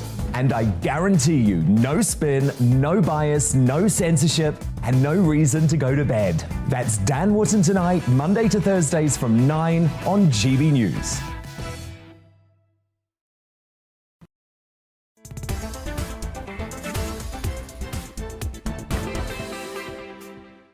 Good afternoon. It's fast approaching 23 minutes after 5 o'clock. This is GB News on TV, online and on digital radio. I'm Nana Akua. Now, before the break, I was talking to TV personality and chef Rusty Lee. She's amazing, isn't she? A lot of you have been getting in touch. Let's see what you've been saying. Tony says, what a breath of fresh air to have Rusty Lee on your show. She looks no older than her laugh. Her laugh is still so infectious. She does look fantastic. She does look exactly the same, isn't she? Lenny says, it's great to see Rusty Lee again. That unmistakable laugh. What a great character she is. And Beth says, you should give Rusty Lee her own show on GB News. It's healthy eating next week. I might have a chat with her. John says, Rusty Lee's laugh should be available on the NHS and as a ringtone. Well, she might already do that. Thank you so much for your thoughts. She is fabulous, isn't she? She's incredible. That is Rusty Lee. I was so pleased to meet her. Right, it is time for our Great British Debate this hour. And I'm asking, would you trust Labour with the economy? I'm joined now by Dennis Brooks-Shane, who's a former Labour MP and Europe Minister. Right, Dennis, what do you think? The Labour Party, have they got any sort of policies for the economy in their views? I know they talked about a windfall tax. You know, what are they about? Well, talk about laughing. You only have to look at the current managers of our economy and what a wonderful show they're making of it right now. I mean, it is absolutely extraordinary. I lived through the 1970s. I was a young trade union militant then, and I just cannot believe every mistake in the playbook now being made. I mean, retail price index 11.1%, higher than the US, higher than Europe. Public sector pay 1.8%. There's a huge tension there. There's all those nurses who gave so much during the COVID 2.5 years get nothing, just a slap in the face, etc. There's the Ukraine war, which we can't do much about. Yeah, I was going to say, the war's not there. But we don't have to launch a trade war with Europe. I mean, this crazy idea that because Boris is very close to the DUP, those are the Ulster Unionist Party who don't like gays and don't like women's rights. Why appease them now? If you want to have a fight on their behalf with the EU, leave it 6 months. You've got the fact that we have £95 billion of money from Europe coming to our scientists that now isn't arriving because Boris Johnson won't make any compromises. And I think Rishi Sunak's a very nice guy, very, very rich guy. I mean, a family fortune greater than that of the Queen. I don't think he's a very experienced politician. I mean, he spent... Can I just bring you back, though, with the economy, OK? So we are in a bit of a cost of living crisis. But a lot of the things that we're in are not really of their making initially. Yes, I mean, so let's be fair to them. So COVID, the pandemic, they had to, the tune of billions had to be paid to keep people safe and keep people in work. I mean, they've got to be commended for at least doing that, right? Well, every other economy did it. It's not Britain wasn't special. This is the price that we're paying now at the end because we've got to pay back a lot of the money that we have. So they've come up with policies that are in an attempt to try and, pay the loan back that we've paid and also deal with inflation. What are you seeing that's wrong with their policies and what would Labour be doing instead? Well, for example, I mean, it now costs £100 to fill up your car with petrol. Luckily, I don't have a car, so that's not my problem. But half of that £100, nearly £50, is tax and duty to the Treasury. Why not take a little bit of a pause on that? We are going to see a massive increase in national contributions, which is a form of tax. You can't escape it, on ordinary middle-class earners. I don't think they realise so many of them are going to go from 20% paying tax to 40%. That cuts into their cost of living. Why do we have to rush forward with that? I'm very glad that Mr. Sunak agreed to pick up Rachel Reeves' idea of a windfall tax on but the Labour oil might not cards. have done it in the way that the Conservative Party have done it. And also, the Conservatives have had windfall taxes before. George Yes. Done it, so, it's not a new idea. And to be fair, shouldn't be fair as a Labour guy, but the Lib Dems also suggested it, possibly before Rachel Reeves did it, or at the same time. But the Conservatives then spent 1, 2, 3, 4, 5, 6 weeks rubbishing it, getting all their press boys to say it's a nonsense idea, and instead of taking it quickly and absorbing it into their thinking, they fought against it and then were forced screaming because Boris Johnson needs votes because of his other troubles. We don't want to go into that. But they all need votes ultimately. OK, so let's look at the Labour Party. Let's focus on them then. So they would have put in a windfall tax. I don't know whether they'd have done it the same way Rishi Sunak has done. I think that Rishi Sunak's, the way he's done it has been quite interesting, and I think that's quite an intelligent way of doing it. Eventually they did it. But what would Rachel Reeves say on things like on cost of living support? What is she saying? Well, again, not to take away the universal credit that helps the poorer people. There's certainly concrete proposals for big investment in home insulation, which is what we need, because, believe me, we're not going to return to cheap energy for a long, long time. And we have got the leakiest, draftiest, worst-built houses in Europe. I'd say in America. I was in America with friends in April. Much better quality of housing that really, because they're used to the cold and the heat. So you say they would, first of all, insulate homes that could be insulated, because I know that lots of homes couldn't be. I mean, like, there are some very old housing stock that we have in this country, and it would cost a fortune to insulate them. Well, it doesn't matter. I don't know if you've ever been... You've ever been, that's a fatuous phrase. A lot of old housing stock in America, in Europe, and there they are cracking on with it fast and hard. It gives jobs to people. I had a heat engineer coming to my house, and I asked him about this whole idea of home insulation. I said, well, surely that's what the Conservative Party should be doing. And he said that it's impractical and it wouldn't work. You couldn't do all of it. There are some that you could, but a lot of the houses in this country would cost an absolute fortune to insulate. Let's do it. And frankly, what are we saying? That we're still going to have to keep electric heating on that costs a fortune because we're not smart enough to build new forms of insulation. So that's one particular. So that's idea. so the Labour would say you can look at cuts on some cuts on reduction in VAT. I would hope that Labour wouldn't be launching this huge war with the EU that means we get none of the £95 billion of Horizon funding, which is essential for our scientific base. I can't speak for Labour. I don't speak for Labour. Yeah. There are good, tough people. I mean, Rachel Reeves is an Oxford-trained economist. She did 6 years at the Bank of England as an economist. I mean, those are sort of first-class qualifications for her job. Pat McFadden, very experienced minister. He doesn't search the headlines. He doesn't search to push himself always into the news, but he really knows how government can work. And I tell you, I was having a coffee with a friend, very senior civil servant in the Department of Levelling Up, and he says they can't move because whatever Michael Gove proposes, all the other ministries gang up to stop it happening. Why? Because the Prime Minister is at odds with his Chancellor. You know, Rishi Sunak doesn't exactly hide his ambitions. And the Prime Minister, whatever qualities he has, he doesn't concentrate 12 hours a day solving problem after problem after problem. But what about their history, though? If we look at the Labour Party, though, historically they have been the party of very high tax, and even leaving pretty much the Treasury bare when they did eventually leave office, people don't trust them.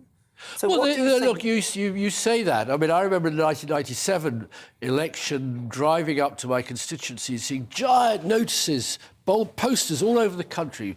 Tony Blair's fairly clear handwriting saying, I pledge no increase in income tax in the first term. And that was true. And in those years, we had growth of up about 3%. Now, in comes George Osborne. We faced the mother of all international financial crisis, the famous crash, in which, again, Labour Britain under Gordon Brown took the lead internationally, basically by taking all the banks into ownership. State ownership. The same in Germany, in France, in America. But he didn't put any caveats on that, did he? So we bailed out the banks, but there were no caveats in terms of lending. So there didn't seem to be any. They just got the money. We bailed them out, and then there were no sort of. Well, if we do that for you, then you will do this for the general. Well, I mean, that's a very, very good point. Yeah. I mean, if he hadn't done it, he also sold all the gold. If he hadn't done it, the ATMs would have shut down in Britain and every other country. Now, I'm still amazed when we look at Grenfell and we look at this outfit and that outfit, people are appearing in court, people are sometimes facing prison sentences. Not a single British banker responsible through their stupidity in the first years of this century has ever faced any penalty of any sort at all. Anyway, leave all of that. But that was during the Blair government, wasn't it? That was at the end of the Blair. It was a Brown government. It was a Brown government. Oh, the Brown government. So during that, even though none of the bankers were prosecuted, which I think the Labour Party sort of missed a trick there. And I think also Gordon Brown did sell all the gold reserves, and I think people don't trust the Labour Party when it comes to managing the economy. We don't believe they'll do any better. Well, you may say that, but since we could put George Osborne in charge instead of Rishi Sunak, when he became Chancellor, our growth slumped to under 2% a year. And that's the last 10, 15 years. That's our biggest problem. We're becoming an ageing society, huge demands for NHS operations and other demands for people who need end-of-life care. But we haven't got the economic growth.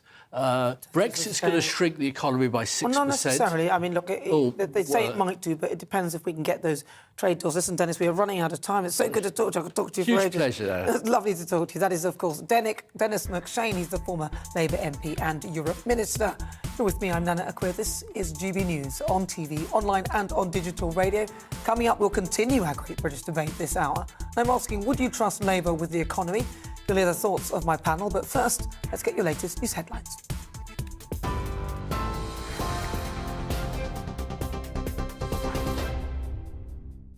Nana, thank you. The top stories. Unions have criticised a potential government plan to change the law, allowing agency workers to cover for striking staff. Major travel chaos is expected later this month after members voted overwhelmingly in favour of industrial action in a dispute over pay, pensions and conditions. Writing in the Sun on Sunday newspaper, the Transport Secretary Grant Shapps said they could also be banned from working overtime to make up for lost earnings during the strike. A former British soldier, Jordan Gatley, has been killed in Ukraine fighting Russian forces in the eastern city of Severodonetsk. In a statement on social media, his family described him as a hero, saying he went to the country to help and adding that both he and his team were proud of the work they'd done, saying it was dangerous but necessary. Protesters are demonstrating outside an immigration removal centre as the government prepares to deport the first group of asylum seekers to Africa. They shook the outer fence of the facility near Gatwick Airport, where people inside chanted, "No Rwanda." An appeal against a ruling which allowed a flight to go ahead on Tuesday will be heard at the High Court tomorrow. And the government says legislation to scrap parts of the Northern Ireland Protocol will not break international law.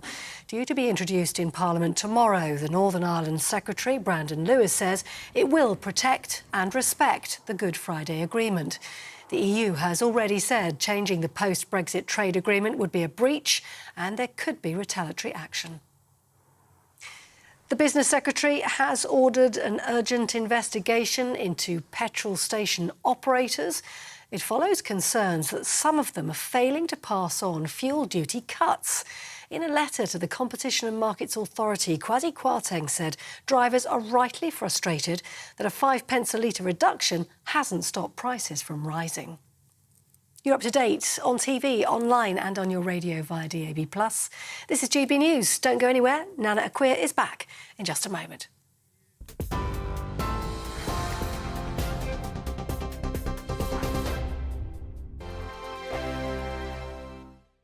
We are GB News. We're right across this great nation. On TV, on radio, on digital. Absolutely everywhere. We don't talk down to you. We embrace all voices.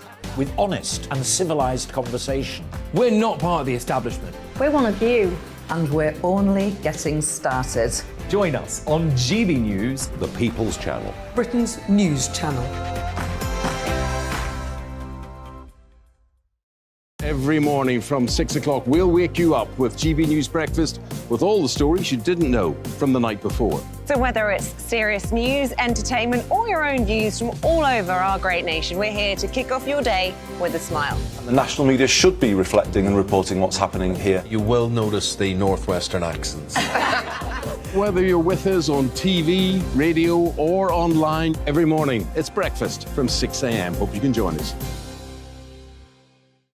Join us for Ministry of Defence, the comedy panel show that's just like the news, in that the left fights the right and it doesn't really seem to matter who wins. We cover the big stories. It was in fact a troop of baboons and not angry vegans. I like that. And the really important stories. Fat naked cow gets stuck in swimming pool. It's a headline in a lot of local newspapers. Yeah. We're on the same team, Nick.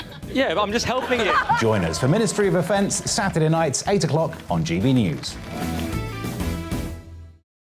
I'm Dan Wootton. Join me Monday to Thursday from 9 to 11 for the feistiest and most fun news debate on TV, where free speech reigns. I'll bring you a sharp take on the day's biggest stories, bombshell newsmaker interviews, and A-list guests.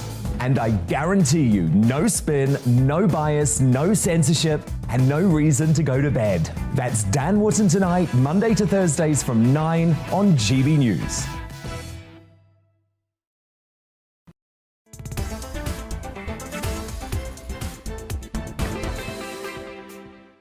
It is 38 minutes after 5 o'clock. I'm Nana Akua. This is GB News on TV, online and on digital radio. Now it's time for our great British debate this hour. Labour is confident that it can win the battle to be seen as the party of economic competence. That's what the Shadow Chancellor Rachel Reeves has said. But can they? What do you think? So for the great British debate this hour, I'm asking, would you trust Labour with the economy? Let's see what my panel make of that. I'm joined by Lembit Upik and also Danny Kelly. Right, so I've got to start with you, Lembit. Then they believe they're the party. They could win the... they have economic competence. They haven't. They just haven't. Dennis is a great friend of mine. We were in Parliament together. But the reality is, I don't understand what they're about. I don't understand what the specific policies that they would put forward are. Dennis admitted he wasn't speaking for the Labour Party, but he was speaking as a very experienced Labour campaigner. I was speaking, there's a guy called Gareth Pugh, he's a Conservative councillor. I said to him, what do you think the Tories should do? And he said, we have to be the party to cut taxes, straight like that. And if you speak to the average Conservative, they'll say, we have to be the party to cut taxes. With Labour, I still don't understand. I don't know what they're doing. He wants to have the windfall tax, which in my view is insanity, because basically, as Danny said earlier on, that's just a massive disincentive to invest in fossil fuels, and we need those. So, having listened to Dennis, and he's got a great book out, and not rubbishing him at all, he hasn't convinced me, I'm sorry to say, that Keir Starmer's Labour Party's got any economic competence at all. Well, I went on the Labour Party website in the hope of finding something of substance, but it's just like, it was all sort of... It's all over the place. There's nothing concrete. And I understand the reasoning that they are not the party in power, but and often when they're asked questions about it, they say, well, the situation may have changed, so we can't, nail our colours to the mast. I just want to know more about it and whether I can trust them. What do you think? I don't think that they're trustworthy. I don't remember, but in the 1970s, Jim Callaghan was the Prime Minister. There was the winter of discontent, where families couldn't bury their loved ones, where rubbish was on the streets, rat-infested city centres, all because of strangleholds by unions. And that's the problem, in my view, with Labour. I think that 35 or around 40% of Labour funding comes from unions. And when you're in bed with the unions, you are beholden to them to a certain extent. Now, the alternative with the Tories is that they're funded by companies and big business. Now, I get that, but with a stronghold of a union, just look what's going to happen in the next... When are they going to strike the RMT? They're going to bring the network to a standstill. And that's a union flexing its muscles. Why do you want a government who's in bed with the unions like that? Interesting you made that point, because leaving aside the fact that that's a prima facie example of why we cannot depend on public transport. We have to be able to have our own vehicles, motorbikes and cars and so forth. The second thing that you make is very interesting. I actually thought Jim Callaghan was quite successful, but Thatcher's publicity machine made him look bad. He actually did sort out the economy. I don't think we have, and I think Jim Callaghan was pretty good. I don't think we have Callaghan. We certainly don't have a Tony Blair here. Dennis McShane said to Nana that Tony Blair made some very clear commitments. And whether you like him or not, by and large, Tony Blair has been the most successful Labour leader in history. Keir Starmer couldn't even get the ball in the back of the net when he had 6 weeks in a row to dispatch Boris on Partygate. How is he going to understand something as complicated as the economy? Well, what about this? I mean, I'm just reading here. So when asked, and this is what I was saying, when asked whether they would scrap the national insurance rise if they got into power the next election, this is what the answer was. The next election might be 2 years away, and so we don't know when national insurance or when income tax will be then. So we'll set out the plans then. See, that's the problem I'm having. You're going to set it out then. No, I want to get a guide. I don't understand how I can vote for an empty bag. You know, I'll show you what's in the bag once you voted for me. You can have a look inside. No, what's going to be in the bag? Give me an idea of where I'm going. Do you know, that's a great example, Nana, because back in 2019 on the Conservative manifesto was this ambition to achieve a net zero by 2050. Now, that looked great, but now we understand what that actually meant. And now people are thinking, oh, my God, I didn't know that net zero meant another 25% onto our energy bills. I didn't realise what that meant. And that's an identical example. They're giving you this bold statement, but what the hell does it mean? At least, well, that's not even a bold statement. That's just like a non-one, isn't I totally disagree with the net zero agenda for the reasons I said before. But at least it was a specific statement. You can agree or disagree. Yeah, you're right. Well, that's it wasn't a bold statement. There's nothing in there. No, you're right. We'll wait till see what it's like. No, you're right. We'll tell you what it is. It wasn't even a bold statement. And there's too much there. There's too much of that. When they're asked whether they would, whether she would cut the national insurance, it says, if I were in government now, absolutely I would, but I can't say where we're going to be in 2 years. And again, it's like, again, the same answer about, well, we don't know where we're going to be in 2 years. We don't know where we're going to be. We can't. And for me, it's like listening to something repeating itself constantly. We can have an idea of vision. We can have a vision. We do know, once again, I do quite a lot of prep before I come here, and these aren't objective surveys. But when I spoke to that Tory councillor, Gareth Pugh, I said to him, once again, do you think that we should be reducing tax for everyone? Straight away he came back. Now, he's not an MP. Straight away he came back. He said, no, we've got to be the party of lower taxation. We shouldn't be punishing the wealthiest. And he went through some other things as well. Now, once again, you can agree or disagree, but you can hold on to it. You can have a debate. This is just piffle. It's just blancmange. And for a party that wants to be in government, they've got to try harder. I'm not in party politics anymore. Well, here's another one. But I have to say, in an objective way, this is just rubbish. Well, this is another one then, on whether the government should cut fuel duty further. What we need to have is a proper review by the Competition and Markets Authority. I would like to see them get a grip on what's happening at the forecourts. That's the same rationale as them trying to explain themselves out of a corner that they've been backed into and trapped about when a woman is ever a man. It's the same rationale. They can't explain it. It's so ambiguous. And well, classic example, I think it's summed up with the Partygate thing. Keir Starmer goes on and on and on about Boris Johnson being in parties, and then we got a photograph of him being what to anyone else's interpretation would be a similar situation. Then he ends up saying, hostage to fortune, if I get fined, I will resign. Now, that's not leadership in any way. It just means he was caught out. Well, you know, at the moment, though, he hasn't been given his fixed penalty notice, but he said that if he does get it, then he'll resign. It's an unforced error, though. Well, he's just pushed himself into a corner, but he hasn't actually yet. This policy is just so equally wishy-washy. My advice to Keir Starmer is, if he wants to be next... Just tell us what you're going to do. Tell us what you're going to do. Even if we don't like it, we know that you have a direction. It's a bit like the Liberal Democrats, really. Ooh, right. Just had to get that in there. Well, they just need a left and right so they can choose the centre, don't they? They don't seem to have anywhere to go themselves. But right now, as ever, the show's nothing without your views. Let's welcome our great British voice, their opportunity to be on the show. Tell us what you really think about the topics we're discussing. Where should we go now? Let's go to Hull, was at one point the most boring place in the UK, but then it's gone up a bit further. Who says? And that's what this little survey says, but not anymore. Let's have a chat to Dan Bryan. Not anymore, Dan. Yeah. Right. He's not looking too impressed with you. Oh, he's gone. He's very unimpressed. I hope I haven't pushed him out. Dan, come How back. to win friends and influence Oh, gosh, people. yes. Let's go to the dullest place in Europe. Oh, dear. No, I was joking. Dan, I said that to Dan before. Bit late We'll now. try and get him back. Forgive me, Dan. Forgive me. Please come back. We'll see if he listens. Hang on. No, he's not forgiven me. Never mind. OK, well... Oh, gosh. See, After all the PR we were talking about for Keir Starmer, and you do that... I know. Two of you. Can I just interject? No, don't just, because I think Dan will talk to me now. Dan, forgive me for that. Forgive me. Dan, right, well, he says forgive me. Right, so Dan, what do you think, then? Would you trust the Labour Party with the economy? Hello, guys. It's great to be back. I feel like this is a regular meeting in a pub now.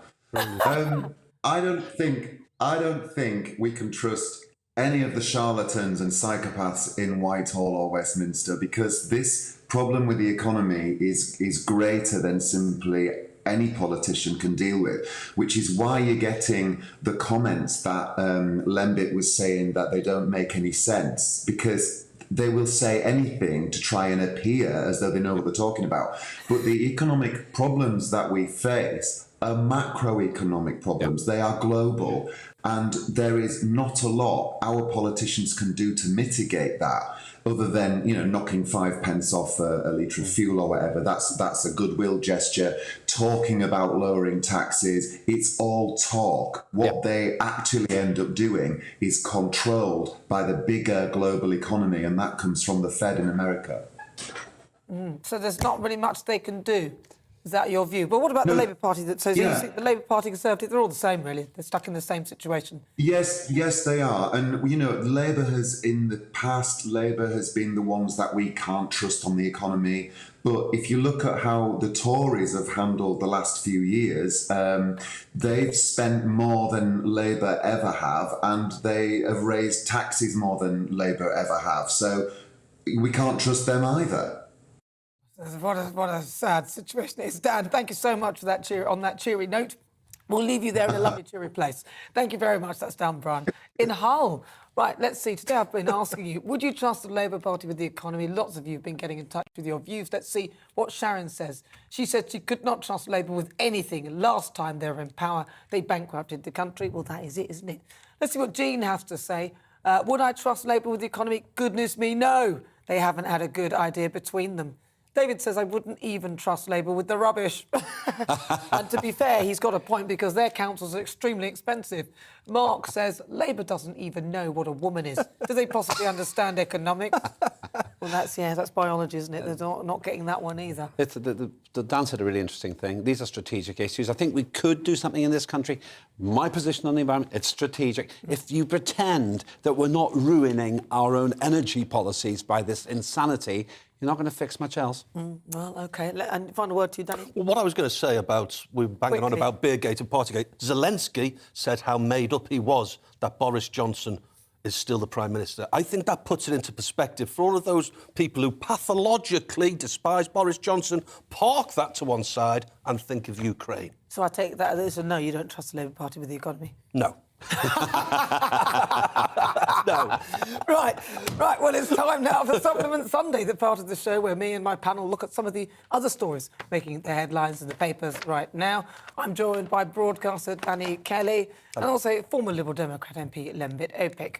Right, I'm going to start with you, Danny, because you've got a story on thinking yourself fitter. Good luck with that. I wonder who chose this story for me to read. Miss Akua. I must admit, when I was told what the headline was, I automatically thought it was "Think Yourself Fatter." And it's not, it's fitter. I thought, Nana's really stitched me up here. But what it is, it's the psychology of trying to lose weight and to motivate yourself. I'm overweight, I'm a fat bloke, and I have lost a bit of weight. And I have. But it's the motivation of apathy, I suppose, that I need to sort of refigure in my mind. And stop eating so much. Well, that's it. It's what you put in your gob. You're so right. You know, what's the point of going to the gym for 2 hours if you're going to have a massive meal at 9 o'clock at night and a load of booze? You're right. So I've got to re-strategise it. And these are 5 top things to mentally Get yourself... So give us the top one then. Well, for me, it's called temptation bundling. Oh, really? Yes, that's right. So for many of us, the biggest battle is getting to the gym in the first place. So what it does, if you go to the gym and you do 20 minutes here, 20 minutes there, some weights and everything, then you sort of spin in a little treat. A little treat. Not like a big curry or something, but something... And it's not an edible treat. So it's another sort of treat. What, you stick it in your mouth, do you? No. It was taking us a while to talk about food, actually, to be honest. We only got 10 minutes left. Well, no, That's why I'm impressed. He did mention blancmange earlier, which made me laugh. I did, yeah. I missed that. Make you a bit peckish. Yeah. Well, bless you. Wafer thin mince. Yeah. Oh, come on. It's creosote. Right, let's see what you've got then, Lembit. What's your one about? It's kind of an interesting story. The sailor who turned the tide, it's in The Observer. Oliver Brown discovered, pretty much by accident, he was HIV positive after an accident. And then he discovered that there were still some rather historic, I would say even discriminatory policies, because people didn't understand what HIV meant in the Navy. And he lived with a great deal of uncertainty whether his career was over or not. Then he campaigned on it. And he got, fair play, he got the government to change its position, and thus also the military. Upshot of this is probably people watching this aren't completely sure the difference between HIV and AIDS, but you can carry on having a normal life, successful career in the army, and this guy, Oliver Brown, is responsible for that change. It's a good news story because he didn't do it in an aggressive way. He found himself being an accidental campaigner, but he's helped a lot of other people who can live with HIV all their lives because we've made such strides in terms of the medicine. How do you accidentally catch HIV? No, it's not that. He had an accident, and they couldn't figure out what was wrong with him. And then, incidentally, while they were trying to diagnose what was wrong with him, they thought he maybe had cancer as well. I see. And then they went, actually, it's not cancer, but you got HIV and you didn't know he had it. Well, listen, I've got a story here. Are you any good at keeping secrets? Oh, I'm the best. On television? Best in the business. Well, listen, because it'll take you only a few seconds to work out a secret that you're keeping. Why do you think people... What do you think is the top reason why people don't say things or keep secrets? Why they don't? Why people sort of don't say anything?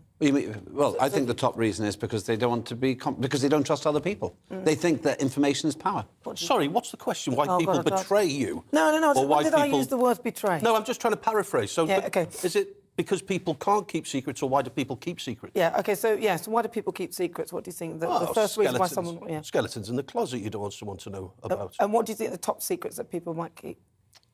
Relationships. That's true. That's a good one. Drugs. That's good.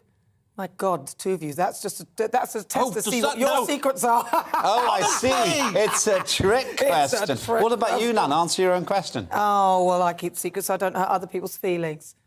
You hurt my feelings every Sunday. That is apparently the top reason. I just don't believe you. That is apparently the top reason why people keep a secret. They don't want to hurt somebody else. That's not true. No, that's what it said. Well, yeah, no, but that's because some stranger asked them that question. But is that a test, is it? No, so it wasn't. basically... It wasn't. But it said... Lembit's playing away from home. Exactly. I import drugs. But basically, it means and she pretends to be empathic. Exactly. Well, that was exactly the plan there. I was pretending to be really nice when I'm not at all. Yes, so that's Supplement Sunday. Wow. Very exciting shades now, I've got to say. Do you keep secrets, Lembit? That's a secret. Do you keep secrets? Everybody does. Of course I do. Everybody does. You do. He does. Of course, there are things that I can't share that I can't share with no, I don't need to tell us. I mean, it's a secret, obviously. The thing I think is sacred is other people's secrets. If somebody confides in you, the worst thing to do is then to betray that secret. But you can say it and don't tell anybody else. Yeah, sure, that way. So try one now then, live on television, on national television. That won't be a secret then, will it? I'll tell you later. Don't tell anyone else. Right, so on today's show, we've been asking, is it irresponsible for the Tories to cut taxes right now? What do you think our Twitter poll said?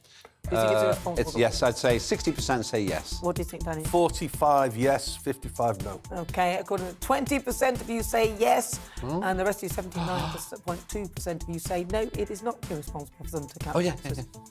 Yeah. So interesting. Our viewers are very intelligent. Well done, and thank you very much for joining us. Thank you. Danny, are you back next week? Inshallah. God willing. If we'll have you back. If you'll have us back. Hopefully you'll be back soon. As soon as you ask, I'll be here faster than you can say Narcissus. Oh, really? That's right. Oh, yeah. Well, Boris Johnson knew that, wasn't he? I take it back. And what do you think, in summary, then, Labour Party, if they were to just say they won the election, Boris is gone, I mean, obviously we've got no real other options. If he does go, we'll probably end up with a Labour government. Do you think we will be if Boris goes? Economic collapse, though. Do you think? Yeah. In your view, Danny? I just worry about the relationship with the unions. You know, they've got too much leverage. Way too much leverage. Yeah. You've got plenty of that. Right. Well, I've got to say thank you so much to you at home as well for joining me. Thank you to my panel. Broadcaster Danny Kelly, it's been a pleasure as ever. And also former Liberal Democrat MP Lembit Opik for joining me today. And as ever, a huge thank you to you at home for your company. I'll be back next Friday. Make sure you join me at 4. You can catch up on the GB News app or even catch us live on YouTube. I'm going to leave you with the weather forecast. Have a fabulous week and I'll see you on Friday. Looking ahead to this afternoon, and the UK is looking mostly dry and fine for many, though there will be some scattered showers. Let's take a look at the details. Across southwest England, it will be dry and fine with sunny spells, feeling pleasant in the sunshine, particularly in the east of the region with highs around 20 Celsius. A similar afternoon in southeast England, where it will be fine and dry with sunny spells. Temperatures will rise to around 23 Celsius. There will be odd light showers across high ground in North Wales this afternoon, though elsewhere will be dry with sunny spells. There will be lighter winds across the northwest England. Then yesterday it will be a fine afternoon with some scattered light showers around at times, though there will be sunny spells in between. Across northeast England it will be a fine afternoon with just the odd isolated light showers at times, though there will be plenty of sunny spells in between, feeling pleasant in the sunshine. A drier and finer afternoon across Scotland than yesterday, with winds continuing to ease. There will be some scattered showers at times, particularly in the north and west, but some sunny spells also. The mix of sunny spells and scattered showers continues across Northern Ireland this afternoon. However, these will start to become lighter and less frequent throughout this afternoon and evening. The scattered showers across the northwest will continue to ease this evening to leave a largely dry night. And that is how the weather is shaping up for the rest of the day. On Mark Dolan tonight, in The Big Question, are private schools bad for society? My Mark Meets guest is the X Factor star who went from self-harm and addiction to chart success. Janet Devlin is live at 10. Reacting to the big stories of the day, my all-star panel, including legendary political double act Christine and Neil Hamilton. And in my big opinion, my thoughts on GB News as it celebrates its first anniversary. So many wanted to cancel us, but we're growing every day, and our best is yet to come. See you at 9. We are GB News. We're right across this great nation. On TV, on radio, on digital. Absolutely everywhere. We don't talk down to you. We embrace all voices. With honest and civilised conversation. We're not part of the establishment. We're one of you. And we're only getting started. Join us on GB News, the People's Channel, Britain's news channel. Every morning from 6 o'clock, we'll wake you up with GB News Breakfast with all the